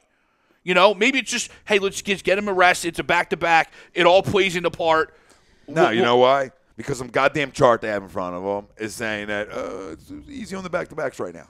Easy on the back-to-backs. But here's the thing. There's no more chart. Hinkey's gone. I understand why this is frustrating, but it shouldn't be a surprise to anybody. They told us before the season he was probably going to sit the back end of back-and-backs for a while. It's only their second back-to-back that they've had this year already? Listen, and that's fine for the first time in the Sixers organization over the last however many years. That they were actually honest with us? They were honest, besides Hickey saying, hey, we're gonna tank. We're gonna suck. It's refreshing, but it doesn't mean I got to be okay with it when there isn't restrictions. Like, it's one thing if he was on restrictions, then it's engraved in our heads that, okay, this guy isn't going to play the amount of minutes or games that are expected. But when the restrictions, like Mike said, are off and out the window, well, you're telling then why not? And guess what? I know the league knows about us, but fuck the Celtics. And I don't care it's November. I'm not saying like, oh, we're 5 out. We're so close. But go up there with your best player and set a goddamn tone. That you're taking care of your business, Boston, but so are we. And I know I get it that it's November and it doesn't matter. Well, no, it does matter. It matters. I'm not going to tell you it doesn't matter. I'm saying if he really had an injury, then I get it, and then it doesn't matter because it is November. It doesn't matter. You see where I'm going with this? But the fact that there's nothing out there, he's playing. He just blocked the shot like one of the grownest men I've ever seen tonight. beat Otto Porter down the court and dunked it in. By the way, his dunks are scaring me. Because he's like his landing, and he's underneath the rim. I'm like, don't fall. Just hold on a little longer, please. Bubble wrap. But you know what I'm saying? Yeah, no, you saw a grown 7'1" man. Let's say beat an athletic 4'3" down the court. Beat him down the court. There's no signs there. Now, Sweep saying some bad losses. Rockets, Kings, Warriors. Bad losses. They did beat the Clippers, though. But they're all we games did beat. We won both nights there, right? Right. We beat the Lakers too. Yeah. Yeah. Okay. Yep. Yeah. But they're all games in that ebb and flow of the season that you're going to get. He also told me to freak the fuck out, though. It's fine. Well, preach and freak out. Here's the other thing. Don't encourage him, Sweeps. So Thursday, they're at Boston, number 1 seed in the East. Saturday, they come home. Detroit, number 2 seed in the East. Good basketball team. Detroit's a very good basketball team. And here's the thing. Star. So they go Thursday. They go Thursday tomorrow on the tail end of a back-to-back. Saturday, Monday, and then they get 2 days off before the Lakers come in. All right. I mean, I see what they're doing with a lot of games and a lot of stretch. Doesn't mean I have to like it. All right, that's fine. No, let them go up there and play 20. That's it. And maybe he twists Brett's arm. Maybe he does. Because I didn't hear this. I didn't hear it yet. I guess they said on the telecast. I had it on mute when I was watching it. So that's normally a good move. Well, I was. You can only take so much, Allah. Yeah, you can. He's a great guy. But he's a great guy. When he gave Silver the trust the process. Yeah. What a crumb Silver is. Oh, yeah. It's $10 million a year. Scumbag. Cleaning up. See, now, but here's the thing. So if we just look ahead a little bit. So they come back home Saturday against Detroit. Monday, home Phoenix. Thursday, home Lakers. Two winnable basketball games. Right, but then they go on the road Saturday at Cleveland, Sunday at New Orleans. What do you do there? Wait, Saturday? Saturday at Cleveland, Sunday at New Orleans. He plays in both. Or there's another one. Well, that's what I'm saying. There's another back-to-back. But now here's that man wants to go see Anthony Davis and that's what I'm saying is that do you sit him the front end of a back-to-back at Cleveland even though it's LeBron because he needs to go get him the little piece of Anthony Davis on Sunday. Or maybe it's officially like, okay, we're done with this. You're going to play. Yeah. Or if you would have seen it tomorrow, you could have gauged it. I don't know. I'm here to help if they need anything. Because then like, okay, this is how the body holds up. So now we know going into the next back-to-back, my problem is scared money don't make money. So if you're going to constantly be scared of the back-to-back game, and we're going to play this for a little bit, just concerns me because when are you going to say, well, what better time, Greg? When has this man been healthier than right now? Don't you dare. When's he been healthier? Because there ain't another time. No, there hasn't been another time. That's why I brought it up. The last time he was playing soccer in the native land. So I brought it up there because I was going to be right. Look, I'm 7'2" and I'm African. Don't mess with me. That was the best quote ever, by the way. We got over the minutes. Like let's be okay for a second. I know.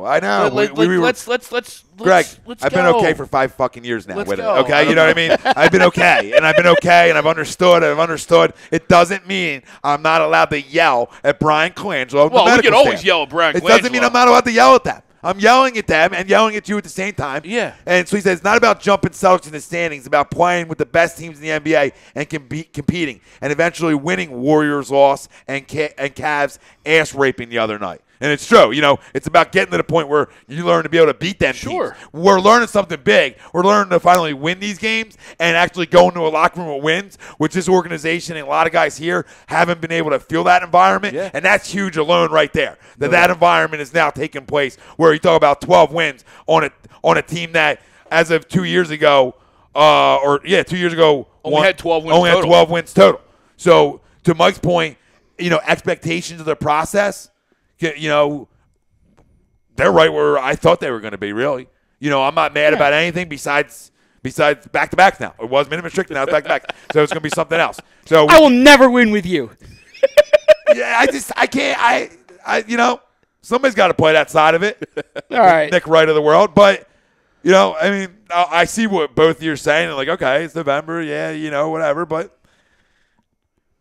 I don't know. See how the foot holds up. Let's see how Hakstol holds up. Must he go? Must he go? I don't think it's a must. Because I didn't have high expectations going into the year. You don't have high expectations for much. You know what I mean? So I don't think it's a must. But if it's – all right, so if he is a must, who's replacing him? Is it another deadbeat? Is it another retread? Well, the NHL's all retreads. Right, You know and that was my liking of them going outside. I mean, this guy has won a lot of hockey games in his career. You know, he's not a bad coach. Maybe he has a little trouble, addressing a locker room at the highest level. You know, maybe it's that Chip Kelly thing. He doesn't know how to handle pros. Right. Maybe he's a little better at college. But just like Chip, though, he's a smart guy. He's won a lot of games. I don't think he's a must go. Am I going to be sad if he is gone? No. But I was happy that they finally went outside. They got somebody outside of the family, and we're giving it a chance. We're back. Well, we're back with that. I'll tell you what, though. If this was somebody who was in the family, or if this was an NHL retread, I think they would be gone. No, I'm right with I you. think they absolutely would be gone. I think the fact that he is from the outside and he has won a lot of hockey games is basically what's saving his ass right now, because Hextall knows, even though any other coach probably does deserve to be out the door when you haven't won a game in, nine straight now? 9, yep. I mean, they fired Ken Hitchcock after 3. Yeah. Well, that was the old regime, too. Yeah, I mean, granted, but, Hexy didn't do him any favors. Nope. I mean, they still haven't addressed a goaltending situation. Mm-hmm. They still don't have a great scorer. Their hands are tied exactly cap-wise because the Andrew McDonald thing is killing them. I mean, $5 million on a number 6 defenseman. I mean, there's a lot of ways that you could spin this to actually push him out the door. But at the end of the day, if Hextall is going to look at anybody, he needs to go look in the mirror. Well, I think it's you're getting to the point where Drew and Voracek, you got to start shopping and seeing the market. I don't doubt that. I don't doubt it. Don't disagree with it. I mean, the clear some money and them. start over. No, it's nothing on them. It's just a matter of, all right, let's give Hakstol a bunch of kids, which he's used to working with. You know what I mean? That's what we're sticking with. Well, because, I mean, this is what you're building. You're building around the kids. You're building around the draft. You're building around assets similar to the Sixers situation. And Claude and Jacob both played really well this year. Nobody's taking anything away from that. They're the reason that we know we've tied in 9 straight games, essentially. But they're the ones making a lot of money. Wayne Simmons, another guy making a lot of money. I mean, they're guys that I think it's time at this point the shop and either acquire assets, young players back, whatever you can get back, and just clear the money. So now that you can go out in free agency and start looking in that direction outside of this organization. And I think it's the only way you're going to be able to do it. Them 3 guys are going to get you stuff back, even if it's just teams taking the money. Even if you're not getting a boatload back, but it frees that up. Sometimes you take it. You take it on the chin, and you tank it. It's what the Sixers You tank the year out with young kids, and you shoot for a top 3 pick again. And you hopefully it's in a draft where, like when the puppies come out, right? Typical Flyers that we land in the off draft, and I still think the kid can play a little bit too. I think Patrick can play a little bit. No, I mean, realistically, not McDavid and the guys like that. No, I mean, I agree with that. I mean, realistically, I think this team has 4 tradable assets. Actually, I'll even say 5. I think you go Giroux, Voracek, Simmons, Couturier.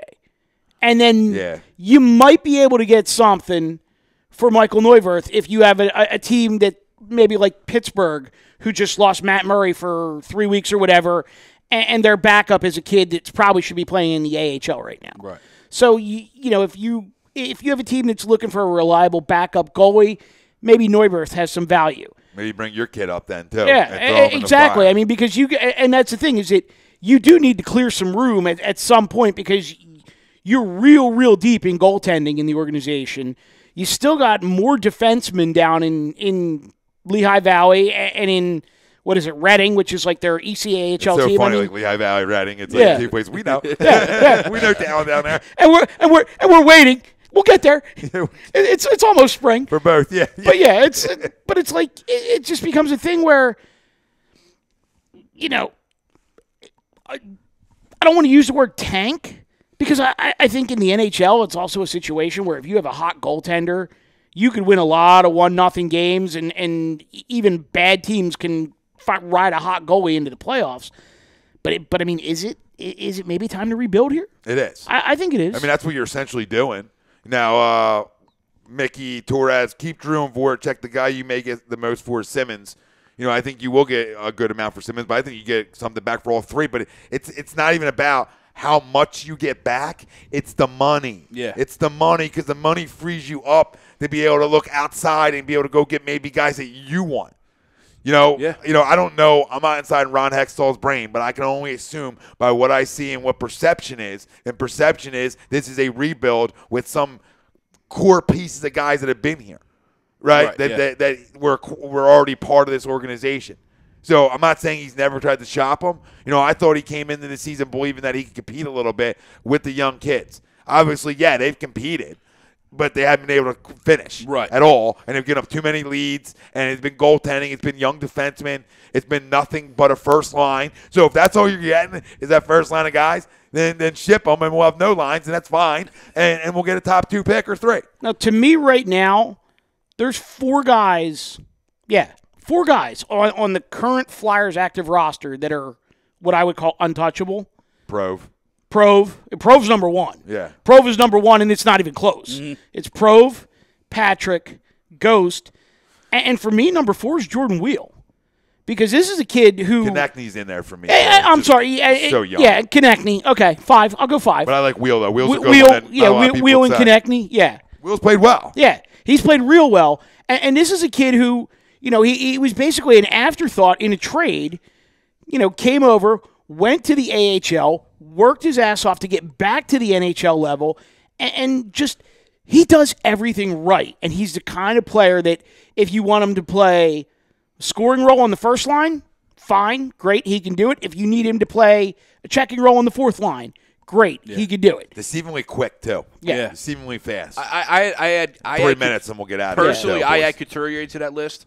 I think if you're getting rid of all the other guys, I think a guy like Couturier has to stick around just to kind of be a glue from the center position. Yeah, that's fine. Well, I think if you wind up somehow moving Giroux, Couturier becomes your captain. I agree. And he doesn't or Simmons. And his contract isn't like crazy No, either. it's not. So, I just think Couturier just does so much like Wheel of that little stuff. Can play both You're ends not of going the to trade ice. 4 guys. No, you're not. It's not realistic either. But no. 2? Yeah. 1? But I add Couturier almost Who's to the that. Who's the highest out of them contracts? Simmons. No, Giroux. Giroux. It is Giroux. Yeah. Okay. Yeah. I think he's 8+. So that's the one you're looking to move. Yeah. And if you can move Jake too. That's a tough sell in the NHL, though. An 8+ contract.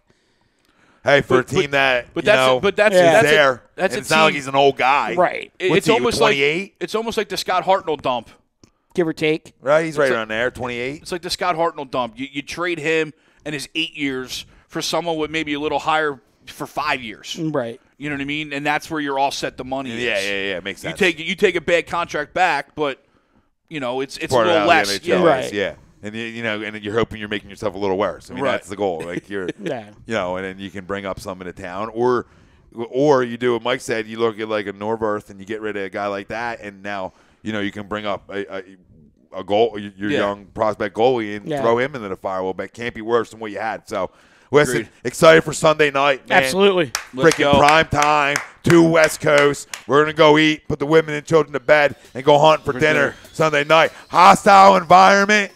And then, obviously, we got Sixers, Celtics tomorrow night. That's exciting. We have the Hockey Happy Hour talking hockey tomorrow night, 9:30, for another edition of Tom. Mike. AM. In the PM. HDRadio.com. I want to thank BMW of Atlantic City. Gibson Mayer LLC, our certified public accountant. Make them yours. Find them on the web, GibsonMayer.com, ScanzanoSports.com, StreamSmart.com. NJ Flag, soon to be a little part of the station. For Tom Arnone, Michael Mataraki, Greg Milakovic, Ryan Broad on the 1s and 2s. Thank you all for listening. Thanks, Fly, guys. Eagles, fly on the road to victory. And trust the goddamn process. We out.